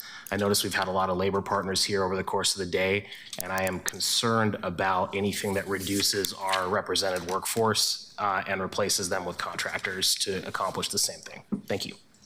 One very quick clarification on the comms realignments. The positions that are just being moved within a service area just don't show up in the budget adjustments right now. But that is happening separately. It's just not in the budget adjustments. Okay, so that table, I think it's Appendix 6, or Exhibit 6, that's going to show between bureaus though, right? So if something's going from water to the public works service area, wouldn't that show up? No. So if it's moving across, like all the way across the city to a different service area, it shows up. If it's just going from water to public works, it is not showing up right now. Okay. And I think Laura's separate, Laura can follow up on the full picture. Oh, okay, I think that I'll follow up more on that. Okay. Councilor Ryan. Yes, thank you, Vice President. Hi. By the way, it's really beautiful outside. I just thought you'd all turn around and take a moment to notice. It's a long meeting. Let me begin by saying I'm really focused on the challenges facing our cannabis industry. So because it's a part of the TAO, I want to just ask some more questions about that. They're already faced, as you know, challenges that aren't, because they aren't part of the FDI system, right? So they have challenges just based on that. As such, they're run by cash and face more public safety challenges than most. They're also double taxed locally. I don't know if people understand what that's about. In other words, a cannabis storefront here faces additional hits to their bottom line over their peers in other parts of our great state. So I just want to know more after being around them and listening to their town halls and such. Can you explain the nature of the payments that the city was to make to Prosper from general fund to the cannabis tax? And am I just supposed to reel out the questions? Is that what we're doing now? Okay. Yeah, on that It's one, not as much that fun. one we'll get back to you. It's detailed in the follow-up memo on that Prosper. We should have gone earlier. adjustment. Yeah.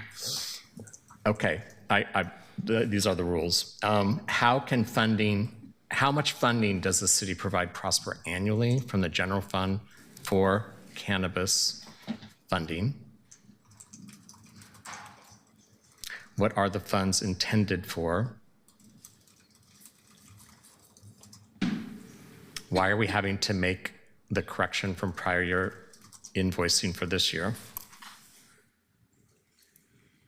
What benefit do our cannabis businesses receive from the recreational cannabis tax? I've been asked that several times and I don't give a very good answer. Okay, moving on. I'll avoid that because there's enough on that topic. This is kind of an overarching comment, probably won't be popular, but it's okay. This is what we do up here, is have dialogue. opening up our budget to policy changes midstream is difficult when you're running any organization. And I think it's confusing for stakeholders who include taxpayers. I think at the end of the first quarter, technical adjustments is a standard best practice for many reasons. And I caution that we go down a path as it causes additional uncertainty to our public servants who are trying to deliver these services for Portlanders. So I just wanted to make that comment.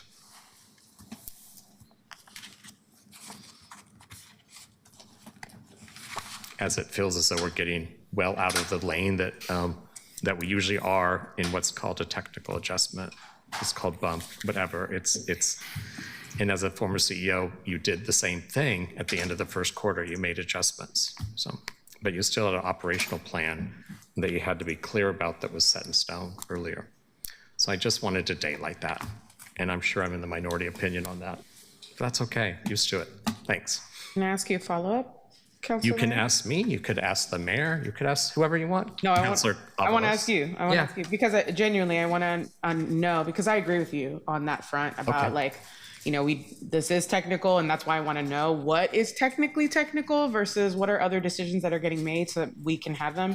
But can you talk a little bit about your experience in previous TOWs? Like, did you encounter those similar problems or? Well, like we did in spring, it was tough to come up with, basically, I always called the budget through operational plan for the year. And then there were a few years where we had, how can I say this? The forecast went the way that's a lot easier to digest. So we had, tons of business tax money that we didn't know we'd have. Yes, that happened. And now we're experiencing the other direction, not as much fun. So I think most of my experiences were on the other, and so it was just a very different experience. Was there challenges with people staying in the lane and knowing that this rainy day might come? And was I kind of the boring fiscal conservative person at times saying we should probably note that? But I've learned in this lane that we like to spend money as quickly as possible, so that never really materialized. And I think everyone knows that, so I didn't say anything mind-blowing. So I think it's just more challenging when you're in this frame of mind, which is why I think it's important that we dig through as much as possible for clarity to understand.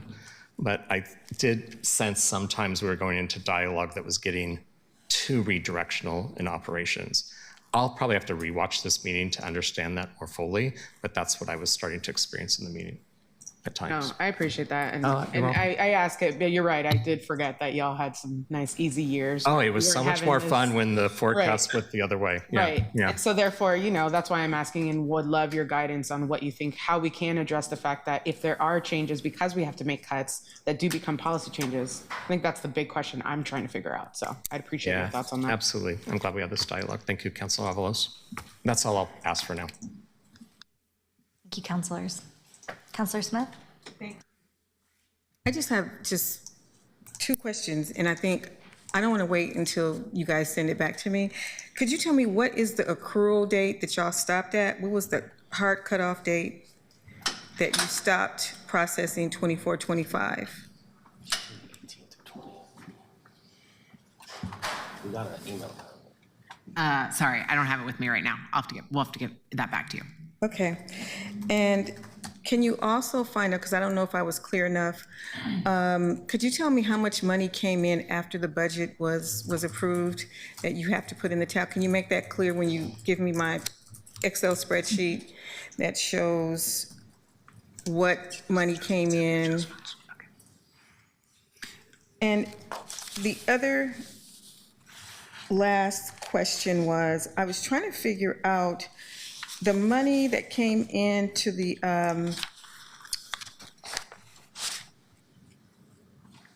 water fund, because you said this was all general fund money that you gave us in that table, and I was wondering, is that restricted general fund, or does the Water Bureau have any general fund, or is everything in the Water Bureau restricted? Correct, it's all restricted. The table I gave you by email was all funds, not just general fund. Okay, so we mix general fund money in with restricted fund money in a report, and that's why I think many of us are getting confused. I'm looking at all of these fund summaries, and it has all this stuff that we need recommended adjustments. So we're adjusting more than just general fund money. Correct. We're adjusting actually restricted dollars too. That's why correct. it's so important. Like if you would have had by that 21 million in that water fund, you would have said that's restricted, then I would know where that money came from, because I'm solving for general fund money right now.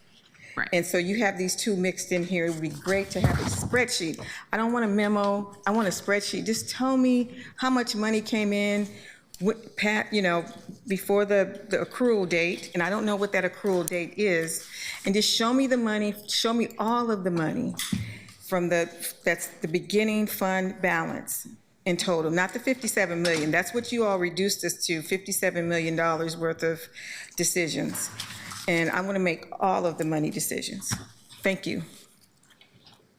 Thank you, Councilor. Councilor Canal? Thank you. I'll be brief. I always, when we're rushed for time, it always gets a little hard to remember to say the good things too that we support. So first, I would love to have more time on this in the future as we go through these processes, and I think we'll be talking about the budget process in a minute. But I did want to say I really support the work you've done on the technical side. It all seemed to make a lot of sense. The other, besides the ones I mentioned earlier, of the encumbrance carriers, all made sense too, including the parks one. I also wanted to thank whoever in the bureaus as well. You can see wellness is a priority in at least 3 different parts of this, of our public servants, in particular in the public safety space, and I wanted to highlight that before we wrapped up here as a really good thing. I know there's some places where we need to explore that as it relates to, for example, when we are doing, I don't know if it counts as secondary employment in the context of TriMet, but that sort of thing, secondary employment for public safety, whether we're making sure that we have enough of a support system there. But I wanted to at least make sure that as you're talking about what might need to change, that those things are protected, because they are very good things. Thanks. Thank you, Councilor. Councilor Ryan, did you have something additional? Yeah, I just wanted to add one more thing. Thank you, Council President. I think that we haven't had a chance to listen to color of money type conversations enough. So Councilor Smith wisely brought up the restricted account in water and sewer. Another great example, since I've been experiencing this of late, is SDCs cannot be spent on deferred maintenance. Please, media, catch this. SDCs cannot be spent on maintenance and deferred maintenance. And so we're forced to spend it on new things. Clearly, there's a lot of momentum. I see government relations here to keep making that a legislative priority so that we could change that state statute so we could spend SDCs in the future on deferred maintenance. That would be wonderful. But just know that's why that's happened in the past. And I think that's a fresh story to just explain the color of money challenges that are restricted, designated sometimes by state statute. So I think the more that we have that intelligence up here, the easier it is for us to work with your office. Thanks. Councilor Green, are you in the queue? Yeah, I just need to respond to the system development charge thing. In the Parks Levy resolution, we did put in a clause that says the city of Portland, the city administrator will explore and evaluate whether our internal policies are interpreting maybe too conservatively the use of those funds. So we're actually doing deferred maintenance in our CIPs with SDC funds right now. I saw that, and I hope that we somehow decide that our read of the last couple of decades was wrong and that this is the new interpretation. But currently, that's not what we have. So I'm just dealing with the reality, that's all. Thanks.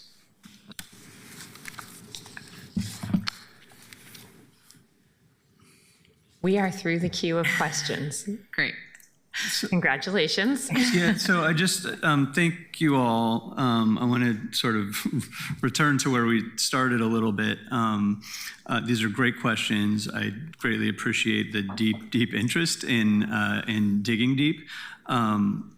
Couple maybe requests. One is we have folks in the room trying to assemble these questions. Some of the questions were very complex, so I know some of you noted you would send them an email. I might request if everyone could please send your questions in writing so we make sure that we're responding to the correct questions and they're not subject to any unintentional misinterpretation. That would be extremely valuable.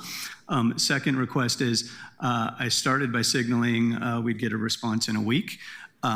I said that without awareness of the volume and depth of questions that we would receive. So we will still work to get a response within a week. I anticipate that it'll be incomplete. And we'll need to do this in a couple of rounds. So I just want to set that expectation that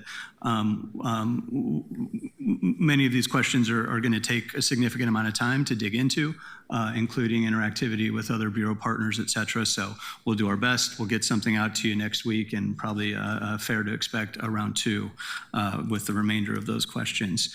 The last thing I would just flag before we move on to economic outlook, and I mean this with love and respect, this will take a lot of time over the next week or two, particularly for the budget office and finance staff.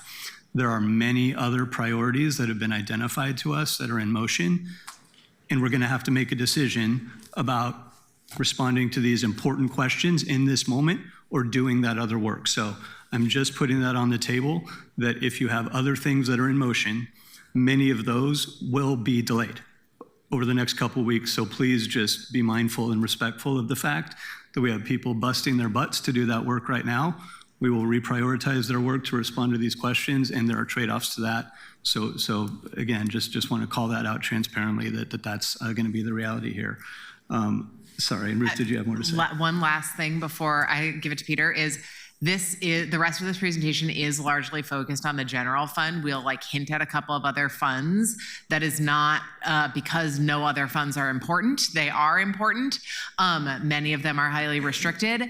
We just don't have time and bandwidth right now to cover all of them. And so one of the questions for you all in the process conversation is, how do you want to get a fuller picture on some of those other funds? So just flagging that because that just came up. Okay, Peter. Yeah, for the record, Peter Holzman, city economist, and in the interest of time, I'm going to jump ahead to slide 26, and I will both talk about the other slides. They'll be posted online, and I'll talk about them in a memo that will come out in December. So you will still hear about it. It's just I think we should skip to the main event, which is about revenues. And so this graph shows the largest 5 general fund revenue sources, discretionary revenue sources, over the last 20-some years. And as you can see, dependence on property taxes and business license tax revenue has grown significantly in the past decade. A simple just rule of thumb for figuring out how much revenue goes to the general fund from its main tax sources is roughly 50% is property taxes, roughly 30% is business license tax, and roughly 20% is everything else. And again, each year's those, depending on the fiscal year, that might not line up perfectly, but that is the general rule of thumb. Next slide. And so this is the property taxes history and outlook, and we were fortunate enough to have the county assessor come and talk a lot about this last week, so I won't spend a whole lot of time on this. I just want to show this is the 3 dotted lines. The red line is if we had historical assessed value growth, historical compression, and historical delinquency rates. That is roughly what our forecast would look like. The bluish line that's slightly below the yellow line, is the preliminary forecast based on the assessor's report that was just released and conversations that are still evolving with the county assessor about the impact of Big Pink sale and what that will do to property tax growth going forward. And so it largely it's not that much different from the previous forecast. And again, it's not final. We typically meet with the county assessor after they release the data and talk it through a little bit more. And so I just wanted to show relative scale, it's not changing a whole lot. Next slide.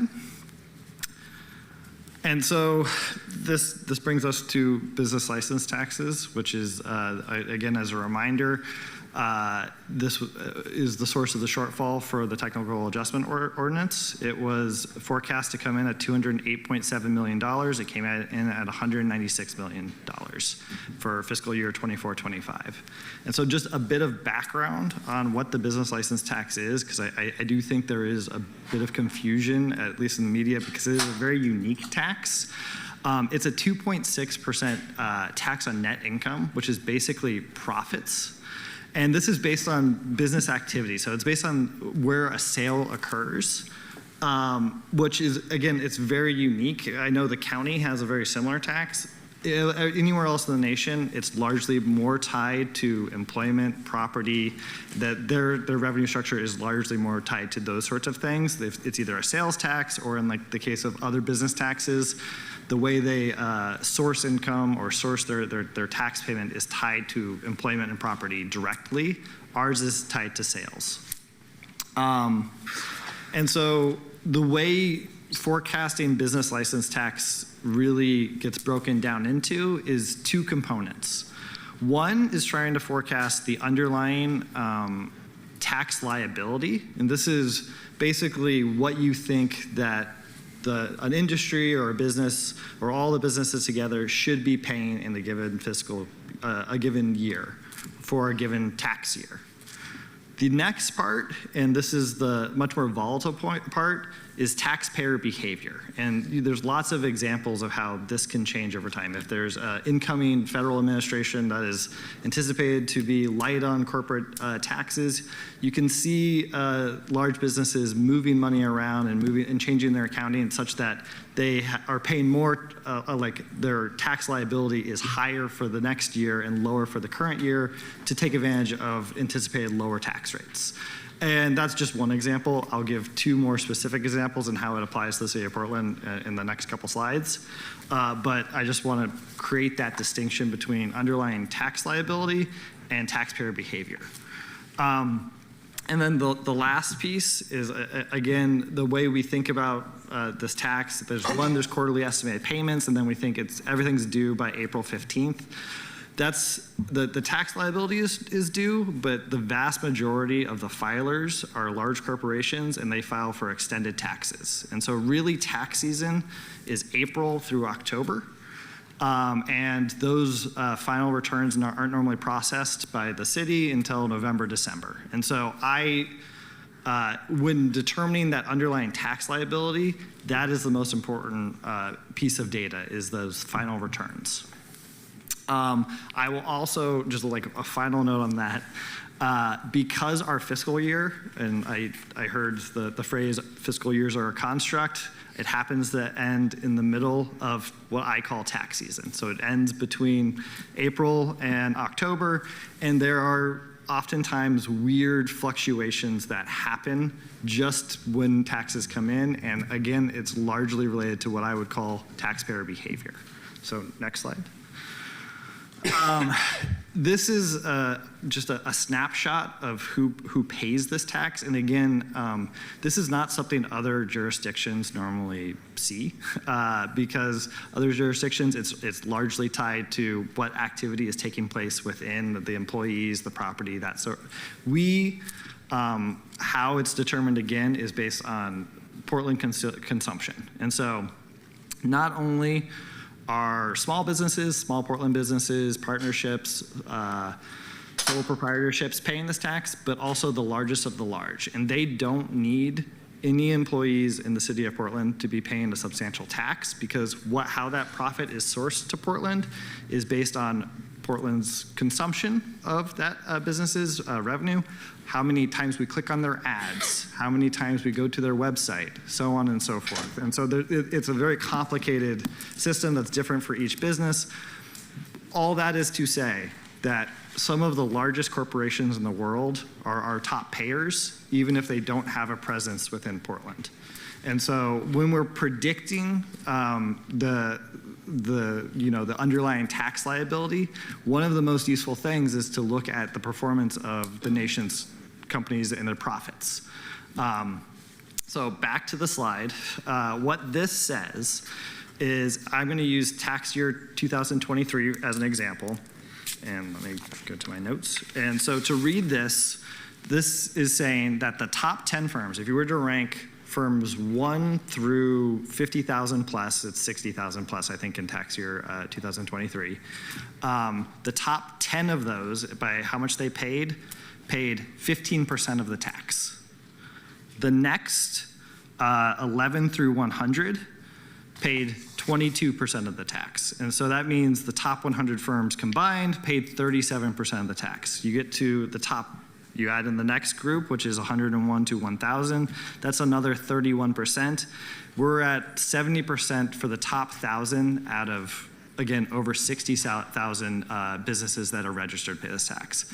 Of those top 1,000, most are many of them are in the S&P 500. They're among the largest corporations in the world. And just to kind of like tie it to what this means, so the average top 10 payer will pay about $4 million. That implies $150 million of profit in the city of Portland. The top 1,000 payer will pay $150,000. That implies $5.5 million of profit. Again, not revenue, but profit in Portland. And so this tends to be paid by large, like businesses with big profit margins and large corporations, but not solely so. And there's a key distinction there, that a lot of sole proprietorships and partnerships are real estate companies and financial firms, and they can pay also a significant amount. Next slide, please.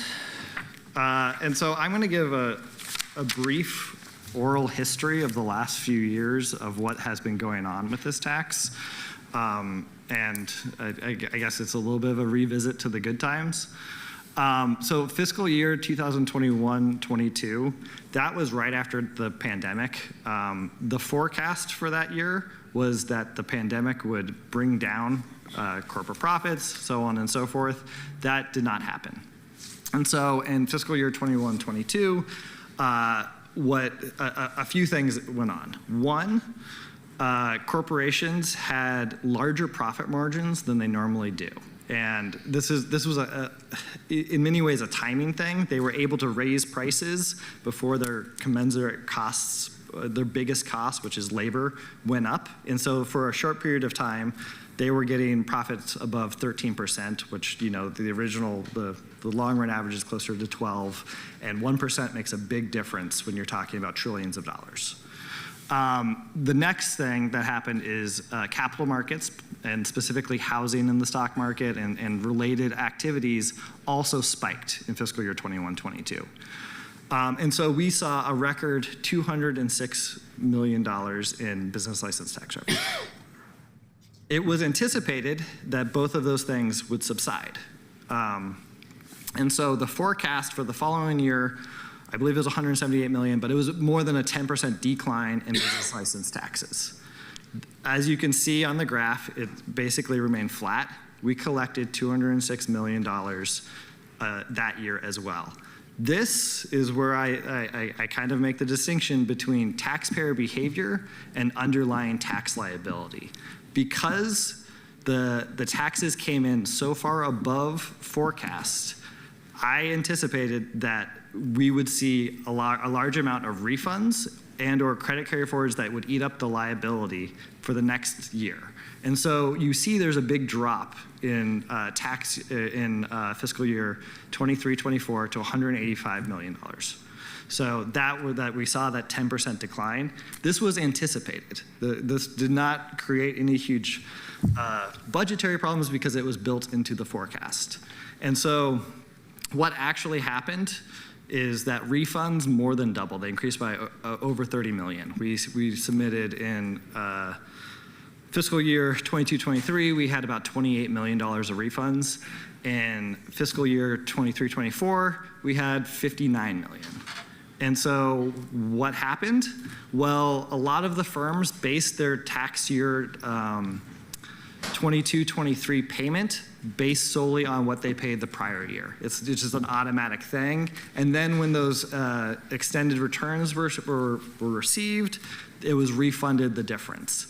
I will also, just to again highlight the volatility and the sort of arbitrariness of fiscal years, the July 2023, we got $9 million of refunds submitted.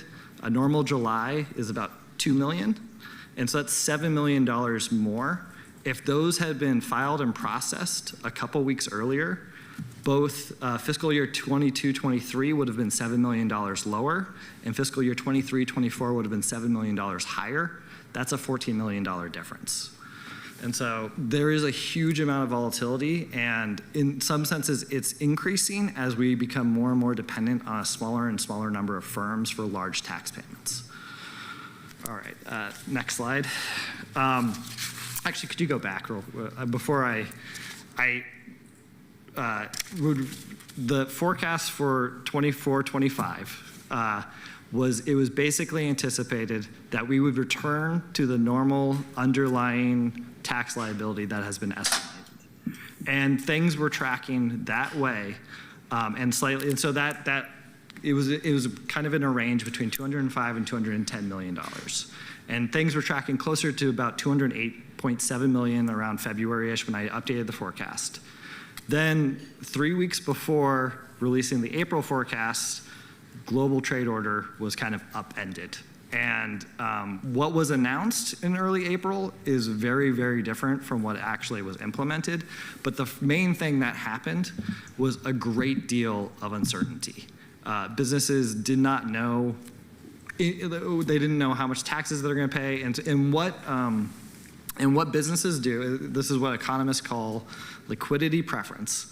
But in simple terms, it's you keep cash when you don't know what's going. Like if you don't know what's going on, you want cash. It's a form of security. It's also, if an opportunity arises, you can utilize the cash. And so what ended up happening, the announced tariffs are drastically different than the tariffs that went into effect in June. I did not change my forecast because I had no idea what the tariffs were going to look like, how businesses were going to respond, any of that, and it seemed imprudent to drastically adjust an April forecast based off of speculation. And so businesses, again, with that liquidity, if the story I'm telling you is true, as certainty is formed, businesses should be paying the tax. But when there's a great deal of uncertainty, they're more likely to not pay as much until they're certain they need to actually part with that money. And so again, what would you expect? You would expect that the end of the year tax receipts are lower, specifically like quarterly estimated payments, but that money still comes in, and it just comes in this fall. And so if you go to the next slide,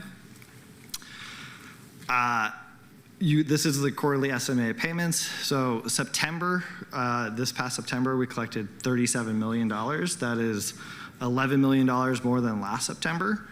And you can see that June was, we again, built into the forecast was some growth from the prior year June, and instead we collected $6 million less.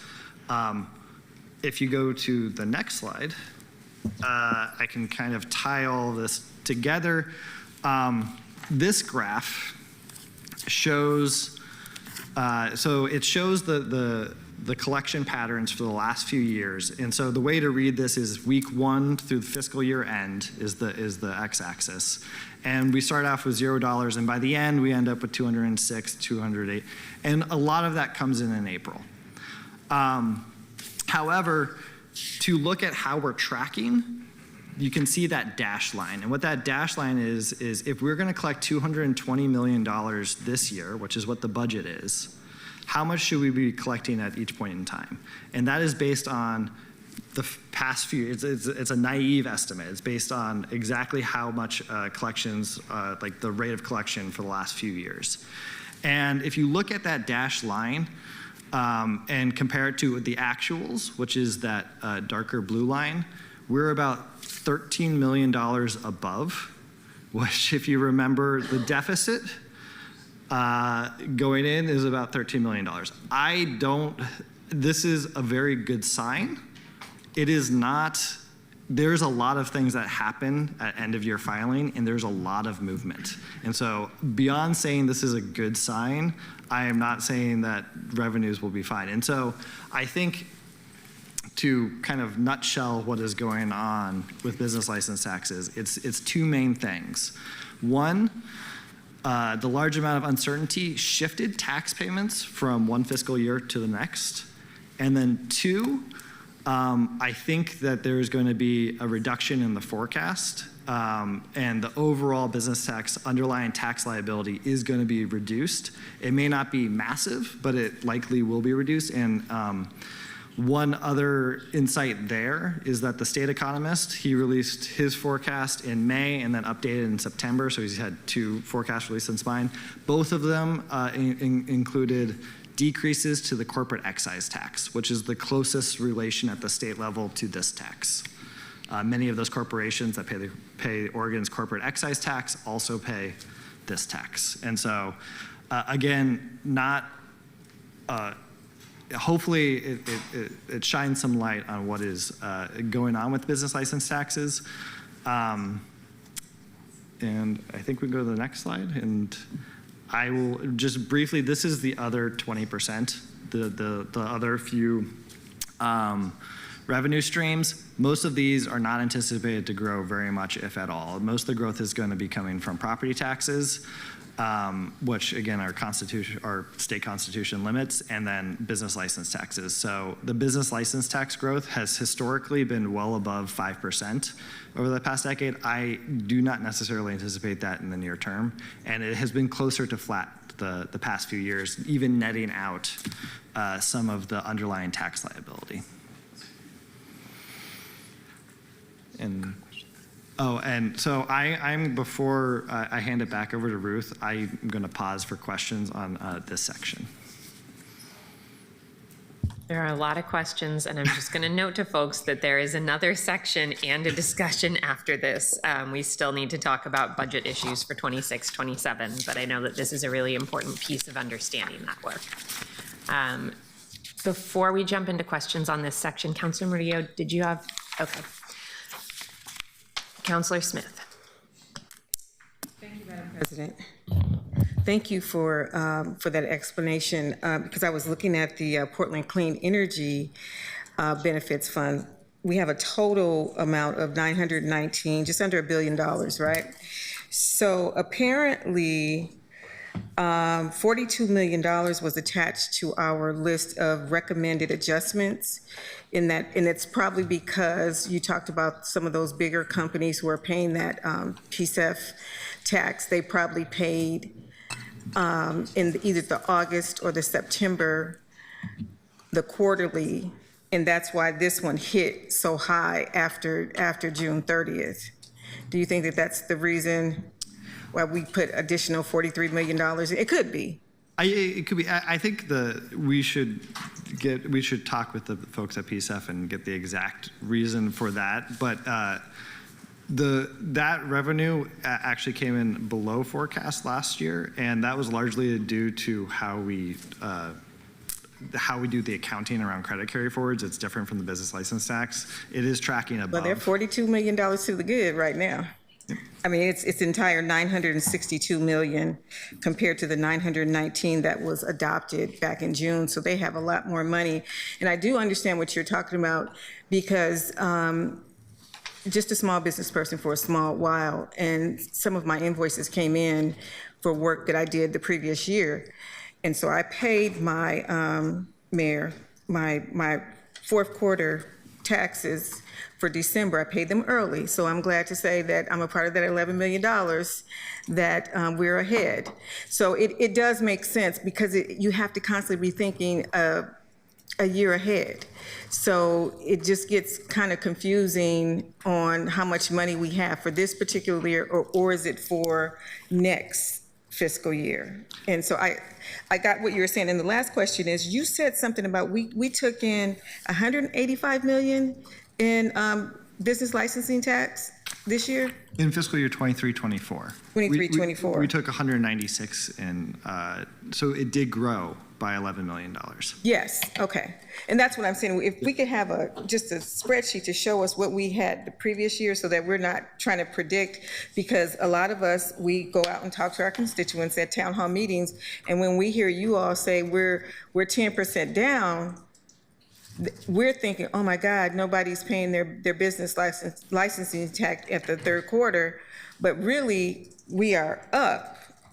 And so I just want to be able to make the distinction. There's a difference between the forecasted amount and what actually came in. Yeah. So thank you for that. Thank you, Counselor. Counselor Novick? Thank you, Madam President. First of all, I just wanted to thank you for a remarkably clear and helpful presentation. On the BLT, which is perhaps the most tastily named tax ever, you talked about how it's purely dependent on sales and profits within the city. A couple of months ago, I happened to find randomly a press release in the Metro Chamber from a few years ago praising the city and the county for changing the BLT in a way that made it more dependent on sales and profits and less dependent on presence in the city, and they were like really excited about that. Is that right, that that's the history, that we now have a tax that the Portland Chamber is much more excited about than they used to be? That is, so Portland Metro Chamber advocated for us to align with the state on how we source, and it was largely anticipated not to change too much, but we do market-based sourcing now. So yes, that is true. Thank you. Anything further, Counselor? Nope, that's it. Okay. Counselor Canal. Thank you, Madam President. Thank you for the presentation, Peter. So I have a couple quick questions, I hope. Do you have the graph that's on slide 26, inflation adjusted, or in 2025-26 dollars? Is that slide 30? So yes, I have presented that in the past. I've also done it on a per capita basis because I think that also tells a story. I can update that and get that to you. Yeah, I think that's a good example of something to not make a high priority based on Barry's thing, but I just figured if you already had it. For 28, is there a place in our code that you can direct us to of where the definition of where a sale is located occurs? Yeah, it would be in the revenue division posts all the rules on how to pay the tax. It gets pretty in the weeds because there's so many different industry types and things like that, but I don't know it off the top of my head, but that is something that is easily findable online. Okay. Yeah, I guess I'm curious as to how fungible that is, how we, whether or not that's changeable, and if so, by who, but also the sort of very easy question is if it's an item ordered from out of area but delivered to your home, the sale occurs here, right?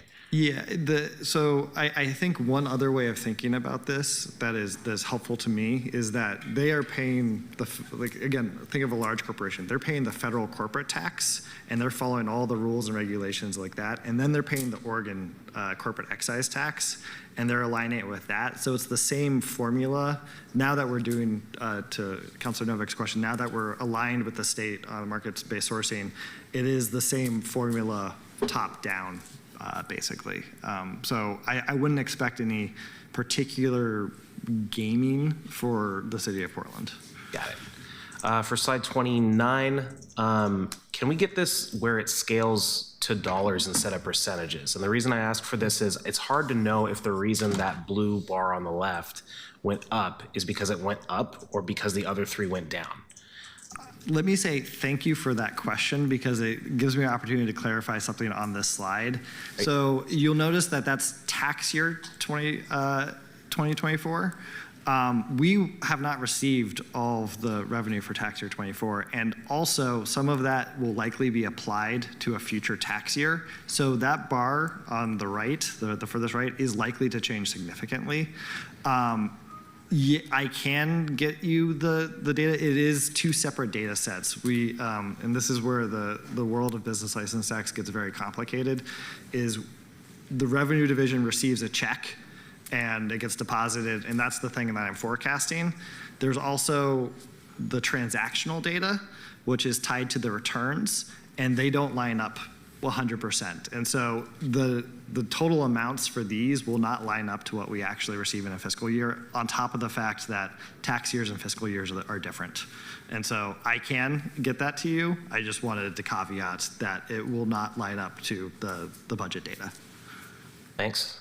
Yeah, I guess I'll hold off on further on that.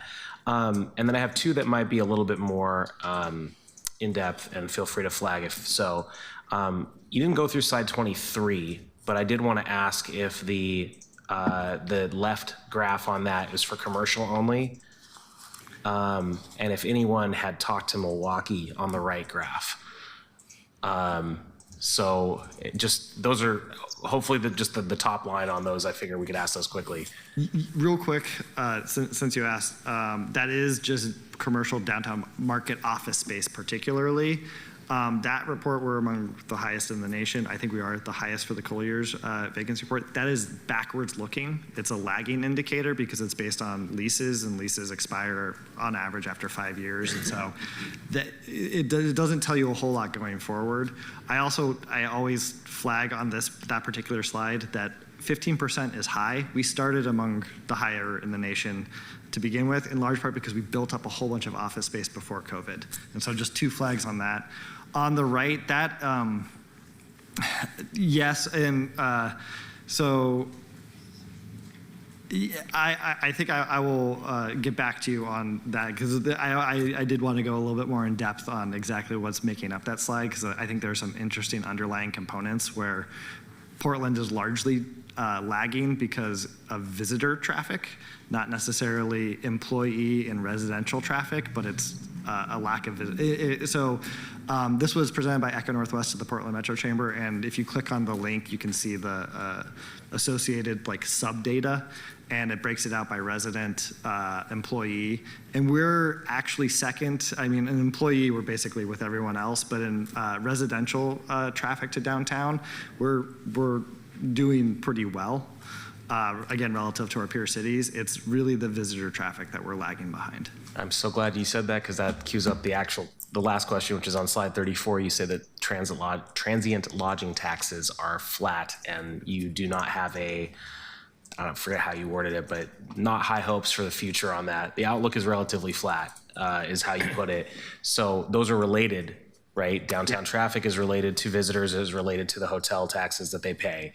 And so we need to be having at some place, and I guess I'd be looking to Councilors Ryan and Green to as we talk about the Arts and Economy Committee, more conversations around tourism as well as the mayor, because I know the sort of ambassadorial role of the city and bringing events here and stuff. So I just wanted to ask if there's more to that you wanted to give us. That's kind of the one like actually open-ended question I wanted to ask. Yeah, and so the answer is there is more. I think the short answer for that is we actually have seen an uptick, a small uptick in occupancy rates year over year.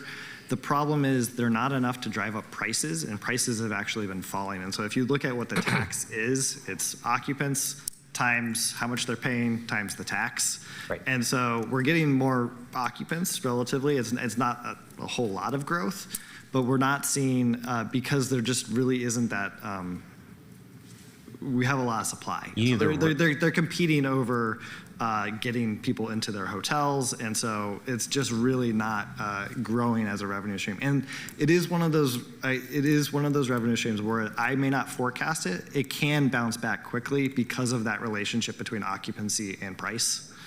And by price, you mean the average cost of a hotel room night? Yes. Yeah. Okay. And I think one of the ways to increase that demand is to bring the events here that drive large numbers of people to book hotel rooms. Although staycation weekend helps too. So, you're looking at convention center data?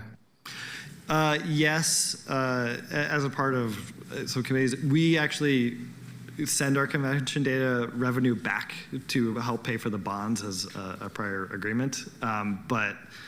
So it doesn't really inform the forecast, but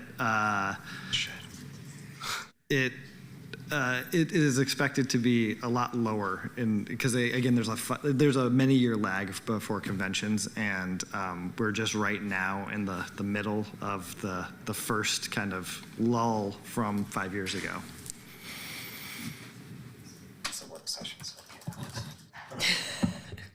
It was well timed and necessary. Well, work sessions, I'm just used to them being looser, so thanks. Yeah. Councilor Green. I just have a quick technical question. So on the slide 29, which I also agree, I really appreciate the presentation of all this. It's similar to Councilor Canal's request, but I guess off the top of your head, do you have a sense of the sort of count distribution? Like this is in terms of volume of dollars, I imagine, but I would assume that the vast majority of our business license taxpayers are actually pretty small entities. Yes. Like, do you have a sense of that proportionality, like in terms of these buckets, or is that a follow-up? I can get you more. And so one of the tricky things is that a lot of the firms that will pay the tax will pay $0. They're just in the system. Yeah. And they may have paid a substantial amount last year. And again, you can think of an industry where the profits are very cyclical. And so just because they pay $0 doesn't mean they haven't paid a substantial amount the prior year. And so you're going to get many businesses that are paying very little tax 1 year. Then yeah, so I can get you more detail on that. I appreciate that, because where I'm going with this is trying to understand, because there will be a response based upon broader conditions of the decline in the volume of the receipts. But if we don't see a decline in the number of payers or filers, that's another piece of information. So some of that, the reason I left it at 50,000 plus is there's a lot of back-end management that the revenue division does in cleaning up the data that is not really meaningful in terms of predicting what's happening or telling in how many businesses are active in Portland and things along those lines. And so they'll have fluctuations that I don't know if is really telling. And so I just left it at 50,000 plus. Perfect. And sorry, can I also just interject and add for kind of two sides of the same coin? There are rules and regulations around reporting on specific taxpayers. Okay. So I just want to be clear for folks, we cannot report on specific individual taxpayers. We have data that might be able to put folks in buckets, but that's also, I think, hopefully comfort to folks who may be watching that also we will not share your specific data. No, I appreciate that. Yeah, just in the interest of the data-driven approach, when we talk about why do people leave Portland, disaggregating between dollar of receipts versus number of entities, even if you have to mask who those entities are and bin them correctly, would be helpful.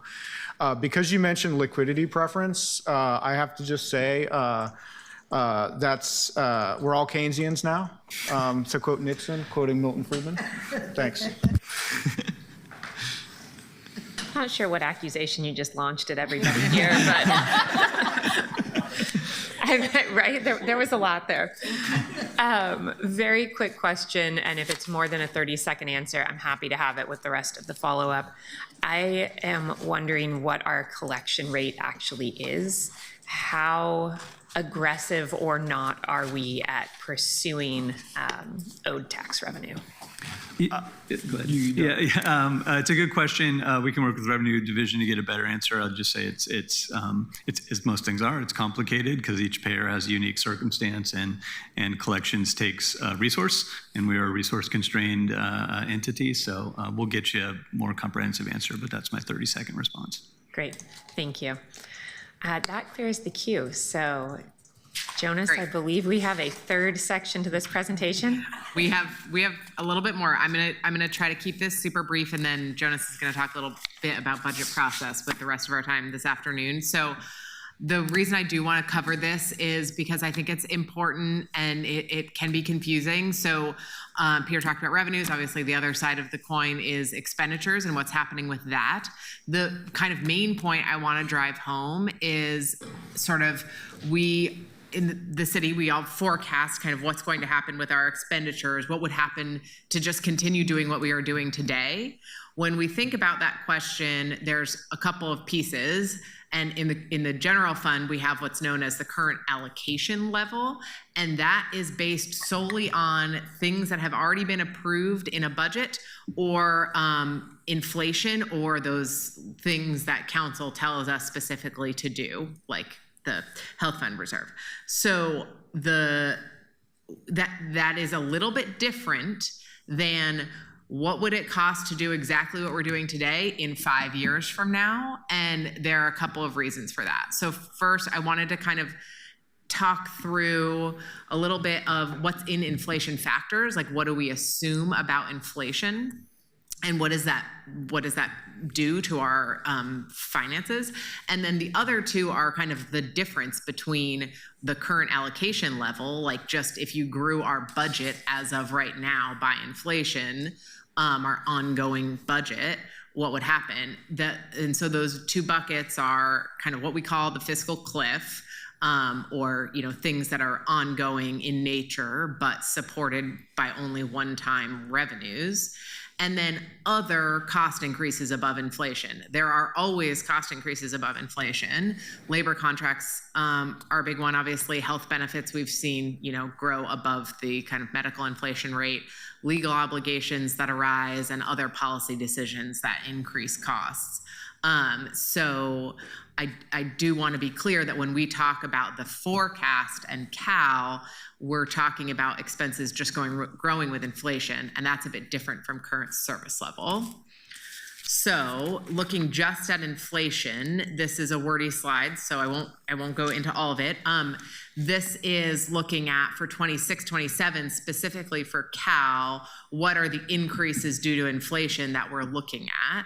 And so you can see the big ones are all related to personnel, or COLA, health benefits, and PERS. And this is over the expectation over the coming 5 years is what's on this slide. But there's lots of caveats in here about how this is just for ongoing expenses and just for Cal. And then looking backwards here on the next slide, this is what, if you just look at COLA and PERS, what these inflation factors have been over the past 5 years, and then looking at COLA for next year. I think the takeaway is from this slide is if just looking at COLA and PERS alone, it's an average increase of roughly 6% per year. So our revenues would have to grow by 6% per year just to make up for COLA and PERS alone. So that's not even touching health benefit increases. So I think that's just an important kind of thing to have in the back of your mind as you're thinking about kind of the budget and the fiscal outlook as a whole. This slide is theoretical, so sorry. I was just trying to give a visual sense of what I'm talking about. This is if you add expenses above what is already in the budget, so above the ongoing position costs and things that are already approved ongoing in the budget, you would end up on this different trajectory. And so that's what that yellow dotted line is.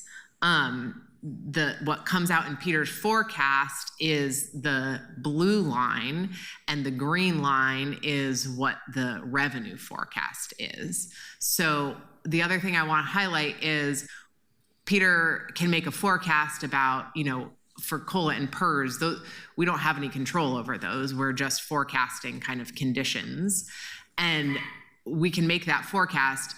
We don't forecast the yellow line, the yellow dotted line, because we don't forecast policy decisions. But that doesn't mean that there's not a real gap there. So there's this tricky communication that happens, and we can talk more about this in the process section about, what's the difference between the blue and the green line. In recent years, that has been kind of dwarfed by the difference between the yellow dotted line and the green line. I'm going to talk really quickly about the fiscal cliff because it is important, but it's a little tricky. And I want to be very clear that I am not trying to say like we have to come up with all of this money that's in that right-hand bar. So this graph just quickly shows you certain revenues. So to Councilor Smith's point, this is not every revenue in the city. We're looking specifically at general fund one time and certain grant funding, and which is one time in nature.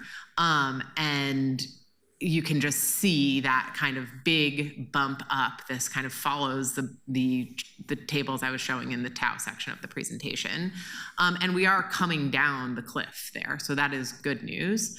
But, you know, there's still over $100 million in that right-hand bar. But again, I'm not trying to say that we have to find $100 million to do everything for a couple of reasons. One is that some things in there genuinely end or are solved for some other reason. And I'll talk about that in a second. And another is the cost of those things would not be the same in 26-27 as it was in 25-26 for multiple different reasons. So this is just to give you a general sense of where we are compared to the past 5 years. And then this slide breaks down, I know it's hard to read, the one-time general fund only allocations in the 25-26 budget. You know, again, you can see some of these things like the flood safety benefit fee is funded by one time this year, but won't need to be funded by general fund next year. This is kind of a demonstration of what is in the current fiscal year's budget. It's a signal about kind of some of the issues for 26-27 that need to be solved for, but there is a lot of conversation obviously that needs to happen about what this means. And with that, keeping it really short, if there's any questions, I can answer those, and otherwise I'll pass it to Jonas on budget process. We do have one question. Sure. Councilor Smith, you did call her out on that slide. Thank you. Could you also, when you're creating this, could you do a line that says debt service that drops off so I can see how much debt service is dropping off for 26-27? Instead of just baking it into, you know, the executive budget, I would like to have it desegregated out so that we can see how much we're working with. Yeah. Because that's another decision package that has been done internally, but that's something actually we should be making a decision on. Yeah, so a couple of things, just yes, we can break it out for you. A lot of the debt service is paid by restricted funds, not by the general fund. This slide does call out that the pension obligation bonds will start to fall off in 29-30, so that is now in the 5-year forecast solidly. So that is the main one that affects the general fund. Many of the other ones affect non-general fund revenues, but we can certainly provide the information. And can you do the you know, restricted debt service drop off, and actually just have a line in general when we're doing our when you're doing these reports, how much debt service we have that we're paying out of general fund so that we know, because I've never been able to desegregate that money. Yeah.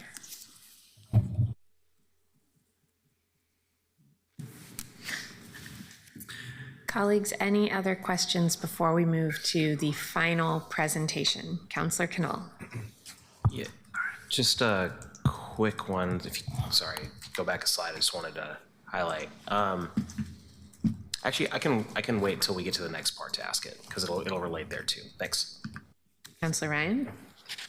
Thank you, Madam President. I just want to go back to we don't have to go to the slide, but when you were showing the revenues, we didn't separate them to general fund and PSEF, right? They were just the corporate taxes coming in. So is PSEF worked into that? We didn't show any PSEF slides. No clean energy surcharge, except there's a slide in the deck. When you have the top 5, that's what made me probably think PSEF. Because it's top 5 general fund revenues. So it was just in general fund? It's just general fund. Okay. Yep. Thanks. Okay. Thank you. Let's move to the final portion of the presentation. Great, thanks. And I appreciate there's a lot to talk about, and we're not going to get through probably all of the remainder of the presentation here, but we'll get through at least the first few slides and get through what we can. Was hopeful that we'd have time for this to be a conversation rather than me just talking, but I think in a limited amount of time we'll get through what we can, so at least we can get some of the context on the table. So the topic here is pivoting to talk about the 26-27 budget process. I greatly appreciate the kind of after-action conversations that we've all had in July and August, kind of debriefing on last year's budget process. That process takes a lot of work to get through. The comments have been made, the 18-month annual budget process for many of us on this side of the table, we never stop working on the budget, and it kind of has a somewhat blurred beginning and end. We do need to really accelerate those efforts to work on the 26-27 budget in earnest really right now. And so this was intended to be the moment to try to get some feedback. We'll look for more opportunities to continue to get that feedback. Do want to at least give some of the context on what we've heard, big picture, some of the improvements we're hoping to make in this cycle, and at least maybe get on the table a proposal for what a calendar might look like so we can begin that work citywide. So yeah, this will just be providing a little level setting and kind of recognizing that this won't be all of the things. This will be multi-year improvement effort, but what we're going to describe here is what we think is accomplishable with the staff and timeline that we have. Great, I think we're on the correct slide here. So we did attempt to implement a handful of significant improvements in last year's budget cycle, including many adjustments that we made in real time as we learned about the evolving expectations under the new council alignment. Some of those improvements, I believe, actually worked pretty well, and we all experienced many that didn't work as well as we'd hoped and remain works in progress. In my earlier conversations with all of you and with some of your staff and others around the city, there's a few categories of things that were pretty much unanimous, areas identified as prioritizing for attention. And I'll note, while this says city council feedback, just note that the city budget office, the mayor, the city administrator, all are aligned and at least focusing on these areas. So the first box, upstreaming conversations with the council and the community. We are in fact here today upstreaming that conversation and expect we'll have more conversation in the coming weeks. These are opportunities that we didn't have, we weren't able to have with this council last year because we weren't aligned to have this conversation in October of last year. So we're starting that conversation today and we'll continue to look for opportunities to continue that conversation. We do intended to have maybe some conversation about community engagement. I'm not sure we're going to get there today, but in the packet, the presentation does have some information around where we're looking to align with community engagement improvements, and we can come back and talk about that more perhaps another day. Second bucket that we heard loud and clear and agree with is delivering the mayor's proposed earlier than May 5th, which is what it was last year. There's some constraints around that timeline that we'll talk about in a minute, but we'll have a proposal to accelerate that timeline. Third bucket was to rework this, what was last year, last budget cycle, called the city administrator's preliminary budget recommendations, and so look to gain a little insight, but maybe a proposal about how we can shift that document towards a shared target. Fourth bucket was improving Budget 101 materials. We have gotten some positive input on some of the materials that we enhanced last year and working currently to further enhance those materials, and appreciate your engagement and feedback on what works and what doesn't. That really helps us make that information better as we develop it. Also just flagging, as we're experiencing also in real time, and you have experience with here, the materials, the details, the processes are complex, and not often intuitive. And so it is really difficult sometimes to distill those important facts into sort of bite-sized pieces. So we're working on that. We also feel like it's really important, as we experienced last year, to invest energy in producing those materials in an aim of limiting and maybe even completely avoiding, but at least limiting some of the misunderstandings and misinformation that can kind of bubble into the conversations and make it more complicated. So appreciate that that's an important place to put some energy. And then lastly, we don't want to lose sight of development of future BACs. And I don't know if we'll have time to talk about that here today, but want to make sure that we keep that in mind as we move forward as well. All right, next slide, please. So for reference, we wanted to show the calendar that the city utilized last year, so current fiscal year budget, but the cycle that we just completed. This was a pivot away from the kind of legacy, siloed, very bureau-driven requested budgets that went kind of straight up. And this was a first attempt to shift to an enterprise view amalgamation, gathering of those bureau budgets, present them in February at an enterprise scale, and improve opportunities to have community input, including listening sessions and additional conversations, particularly in the spring, at various committees and council. So an attempt was made. I'd highlight that to some degree, those discussions, and you can see it here, the fiscal outlook work session is something we have always done in October. So at least that flavor, that piece of the conversation today is something that we have always done. But as we all know, the sort of shift to a new council in January kind of had this really awkward dynamic that was created right in the midst of this fiscal year process. And so that was a challenge. I don't know if this is good news or bad news, but guess what? We don't have that excuse this year, because here we are. And so we're doing the work. Given the depth of this afternoon's discussion, just would note that as we think about the cycle and the calendar for next year, which I'll get into on the next slide, we probably want to start thinking about schedules. I'm sensing that we may be spending a lot of time together over the next few months based upon just the conversation over the last 2.5 hours.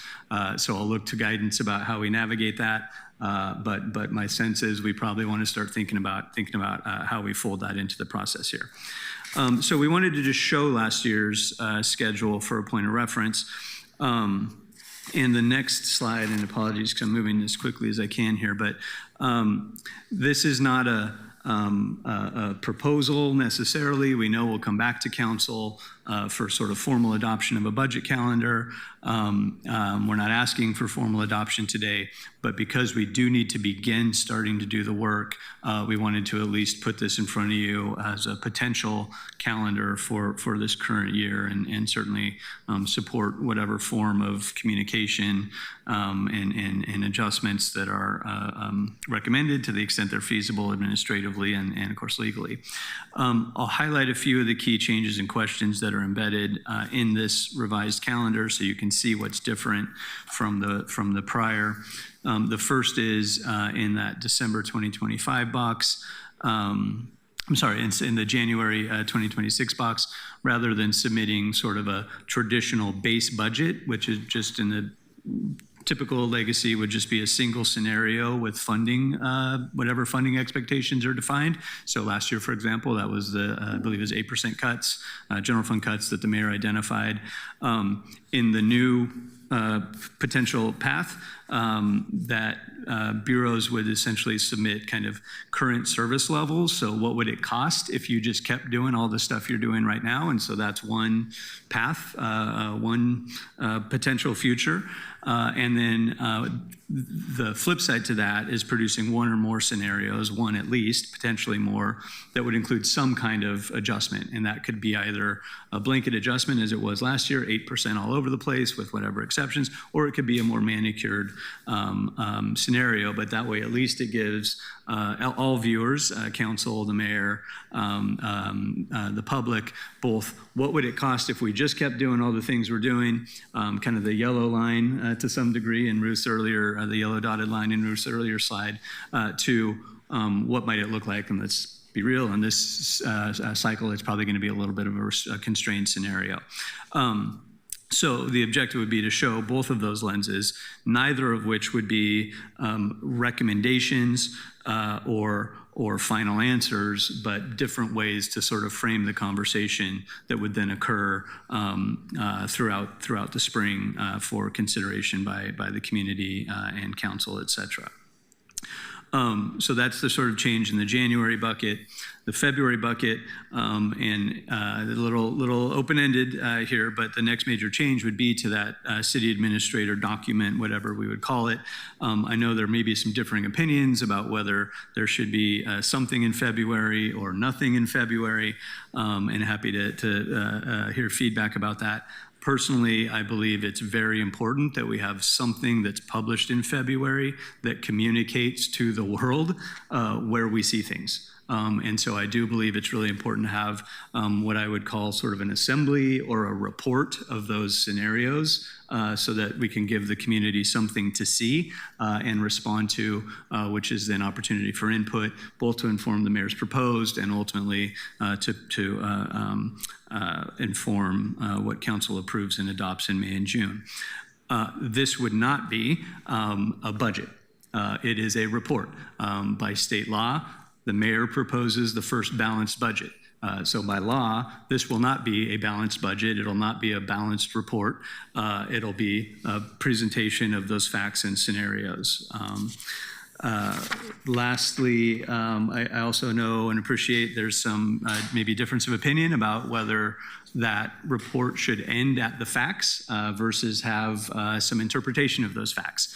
And so we'll leave that as an open-ended question. And just to be clear, I've heard from some folks that it should absolutely not include anything that feels like a recommendation, and I've heard from others that it absolutely should, that is the city administrator's job and their role. So for right now, we'll leave that as a to be determined, but I think at minimum, advising that we have some sort of report that assembles and aggregates that information and can be a community a document available to the community as we enter those deliberations.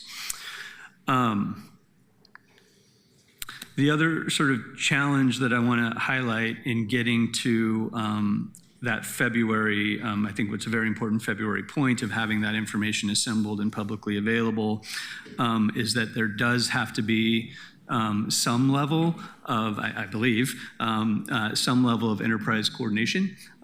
We've had this massive shift in government to not be in the old way of bureaus just sort of submitting things up and not having that enterprise view. So again, I think just another reason to make sure that we have some level of coordinated view from sort of the city administrator seat, including deputies, bureau directors, et cetera, to make sure that we're kind of comparing notes and making sure that we're giving that best enterprise thinking to the community. The next major change in this potential calendar is the mayor's proposed. So I know we've had the conversation at Finance Committee. There's underappreciated volume of work that happens to get to the mayor's proposed, sort of the technical work to get to the mayor's proposed. I will admit that even until a month or so ago, I wasn't fully aware of all of the detailed technical work that goes into that. So after some deep dive review of those process requirements, the assessment is that April 20th would be about the earliest possible date to have the mayor's proposed developed, vetted, technically correct, and published. And while that's not as early as I might have ideally hoped, it still is 2 weeks earlier than it was, and we can talk about that a little bit more here in a second. My suggestion would be that we set that as sort of the target date so we can be driving for that, and keep in mind we want to continuously improve. And so as we go through this cycle, continuing to look for opportunities to get that done even more earlier in the schedule in future cycles. Additionally, and I'm getting near the end here of what I would like to at least get through, as I mentioned, I expect we'll collectively want to invest a significant amount of time into both council discussions and community discussions in that February, April timeframe or earlier. Again, we're here. We don't have to wait till February. If there's questions about existing budgets, if there's questions about existing policies and costs, many of the things that were highlighted this morning in the Fall TAO discussion, we have opportunities to talk about those between now and February, between now and April, between now and May and June when council votes. So we are here and ready to support those conversations. The last thing I note is that once the adopted budget is published, from that point forward, much of the calendar is actually driven by state law. And so we don't have a lot of flexibility in those May and June dates. So wanted to just acknowledge that too. The last point I'd make in this schedule, the goals being, the kind of 5 boxes that we teed up at the very beginning, while getting the mayor's proposed published 2 weeks earlier than we're used to doesn't feel like a big change. I believe that the comprehensive body of these changes, the ability to have more robust, intentional, informed conversations now and leading into the mayor's proposed will help produce a document in April that feels like we've all had, including community participants, a lot more ability to see those details and contribute to that budget, which will then make the time between publication of the mayor's proposed and when council takes action in May feel a lot better than it did last time, because it won't feel like it just dropped out of the sky and all of a sudden council has 2 weeks to respond to it. That is never really the case, but it felt like it this year, and for good reason. It shouldn't feel like that this year, because we are here and we're committing to have those conversations now and not waiting till April. There will be things that we also do need to talk about, specifically after that mayor's proposed. But my hope is that that does compress or relieve pressure on that sort of short window between mayor's proposed and the council approved on May 20th. So thank you for indulging me a few more minutes to get through at least this part of the presentation. I know there's more that we probably won't get to, but I also know we're pretty tight on the end of our time here. So I'll look for direction about how you want to use our last few minutes. We do have a couple of folks with questions. I know we don't have time for the robust discussion you were hoping for today, but I want to make sure we at least get technical questions answered so that folks can follow up with you individually in the most effective way possible. I just checked in with Diego to see if we can run maybe 10 minutes over, but I know that some folks here have conflicts right at 4:30. So why don't we start with questions, see what we can get to. Councillor Canal? Councillor Avalos? It's a question/comment. I think looking at this slide of the new calendar, I understand it. I'm glad that we have a few more weeks before the mayor's proposed. I still think that's late, but we could talk more about that. I think ultimately, though, what I just want to communicate is this kind of window between December to February. What I would love to see in there is what are the ways that we're building in, let me say it a different way. I don't want to learn the things about the budget, the conditions, the strategies, the vision for the budgets. I don't want to learn that after the mayor gives me the budget. I want to know, how are you going to be giving us that information along the way? Because that, to me, was the biggest thing, was like, it's one thing to get the mayor's proposed budget, but if I don't have the information that he had to make the decisions that he made, then that's the disconnect that I was feeling in trying to make my decisions. So if you could just find ways to build in, whether that's more work sessions, whether that's briefings, but I'd love to see us develop a curriculum that, things that you're teaching, you're telling the mayor, right? Like, oh, we need to talk about the PBOT budget and these things are happening. Are those things that we could just be part of those meetings so that we will just get all the information at once? So that's my only flag. But otherwise, I like the way you've structured this calendar, and I'm sure I'll have more to say on the Finance Committee about it. Yeah, great. Thanks, Councilor. And just very quickly, happy to facilitate whatever discussions are valuable, as I flagged before. We're happy to commit to do those. It's really difficult to do those 12 times.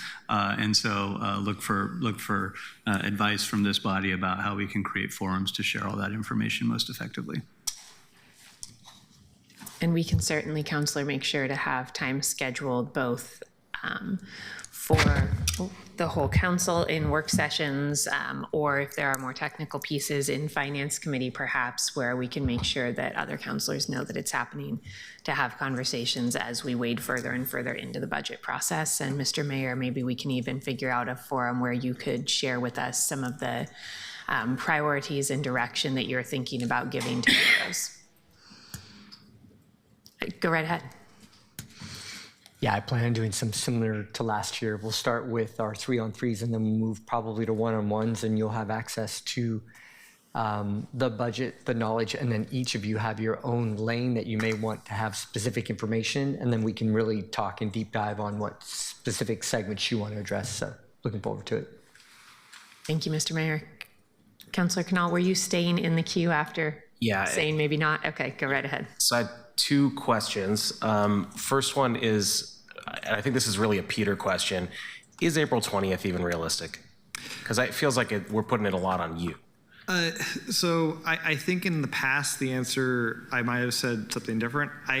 Honestly, I have not been changing the forecast in April, and if I wasn't going to do it last year with the tariffs, I probably will not do it significantly. I do not think the forecast itself is a barrier, and so that's the short answer. Yeah, and I would add to that, I mean, this was one of the considerations that we had as that April 20th date is a little tight to get some of that information, but forecasts are sort of guesses anyway. We know we'll have it updated by the time council gets to that adoption or approval moment. So that is one of the trade-offs. The constraint is really more around the technical, the work that the humans have to do behind the scenes to put the numbers in the right places to publish the thing in a comprehensive format.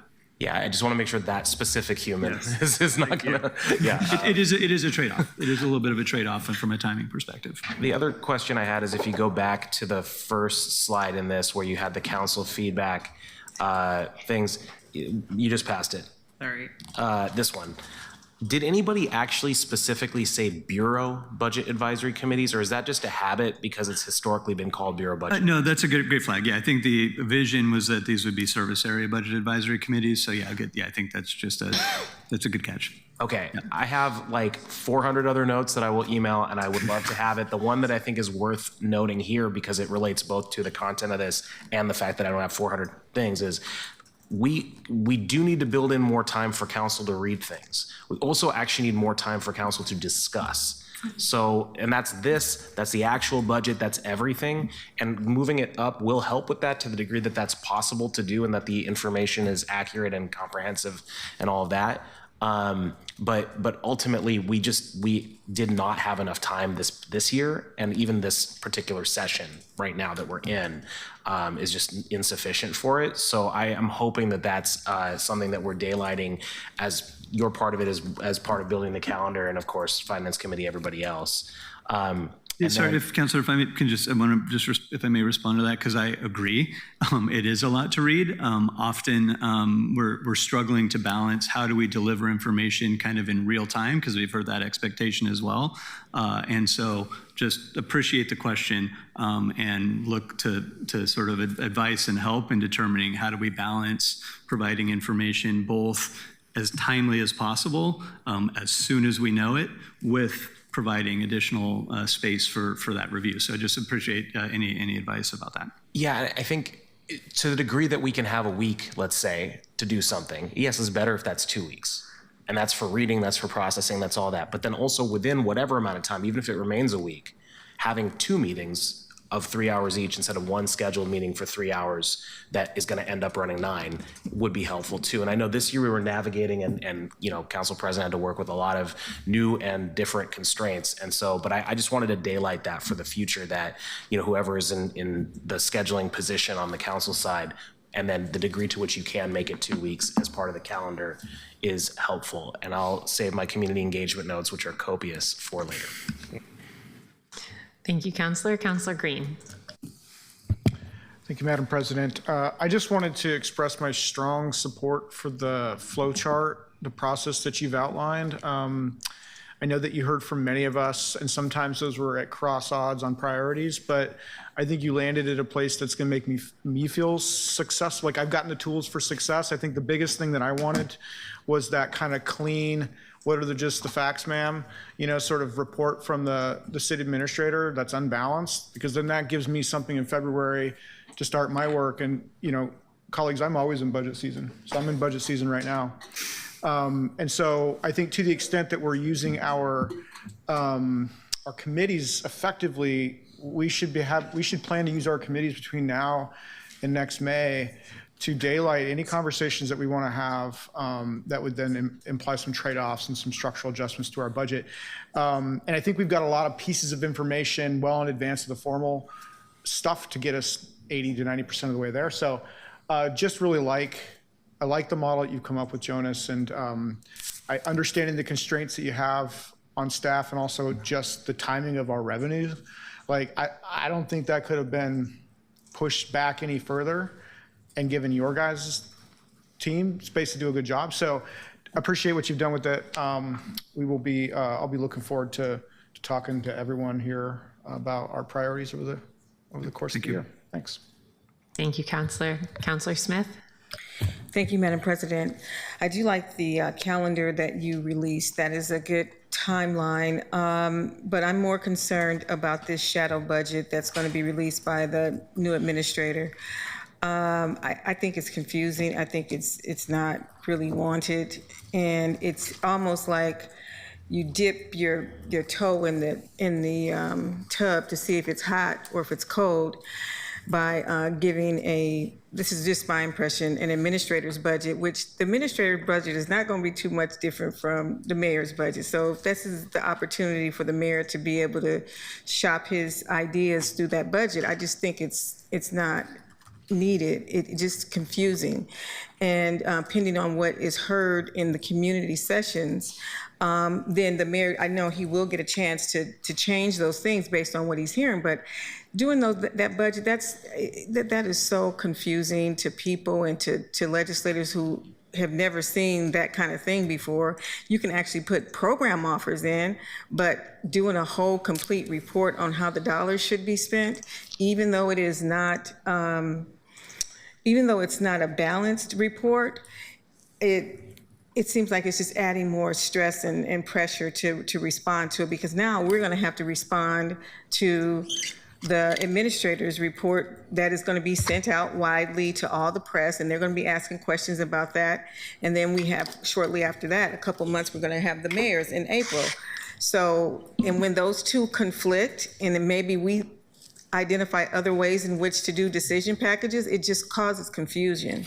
So I would say I don't particularly care for that, but you all, that is in your purview and what you want to do, just like it's in our purview to fund what we want to fund. So thanks.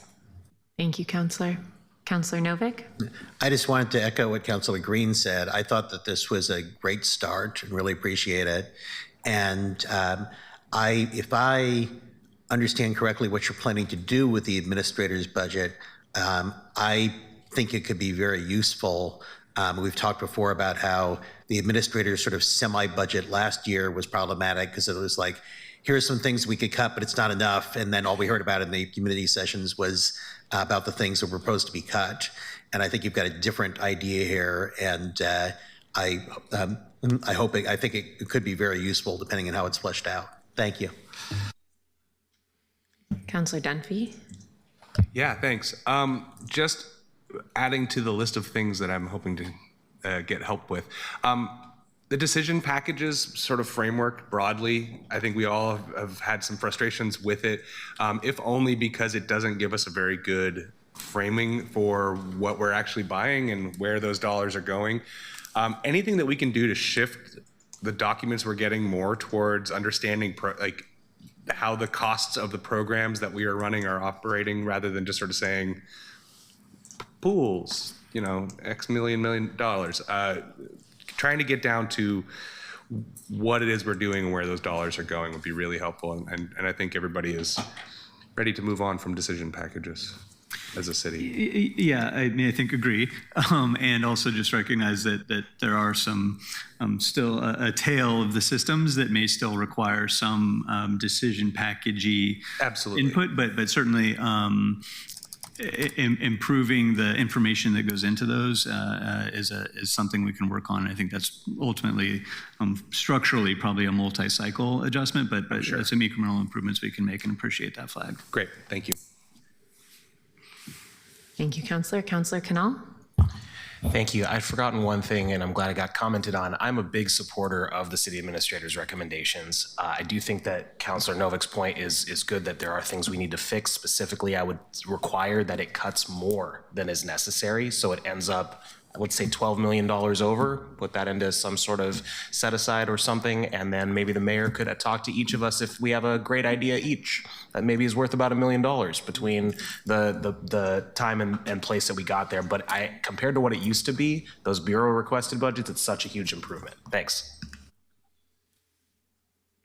Thank you, Counselor. I wholeheartedly agree that it would be great to see a city administrator recommendation that creates some space for folks, including all of us and the mayor. That is the end of our queue, and we are 1 minute until I asked staff to run until. Thank you all, Jonas, Ruth, Peter, for going through a significant amount of information in a short period of time. Counselors, we've had almost 7 hours at the dais today. Thank you for bearing with this and for understanding that we needed to cut some things a little bit short. As a reminder, we started with the TAO. We'll be getting information back from our staff as soon as we can, but that will be coming back to the Finance Committee very quickly. So if there are things that you would like to propose as amendments to the TAO, please get those in as formal a form as you can, as soon as possible, like in the next couple of days even. And we'll figure out working with staff to get it in the formal structure that's needed, but we need to let our finance chair know how much is coming so that he can plan that committee hearing. For logistics purposes, if a person cannot be there, I'm happy to, as chair, put something on a record, even if you can't be there, if you're able to file it. I don't want to do anything from the dais, but if you're able to file it, I'll make sure it gets discussed at finance. Thank you, Chair. Thank you, Counselor. And then on this latter piece, I know, Jonas, you'll have continued conversations with all of us as you go through the planning process. We'll have more conversations as we move into the next steps of the budget process. I know that we always need more time on budget items than we think we do, so we'll try to make sure that we set aside some time in advance for that. And Mr. Mayor, I appreciate hearing from you that you'll be working with us to make sure that we know what some of your priorities are. With that, I will close our work session.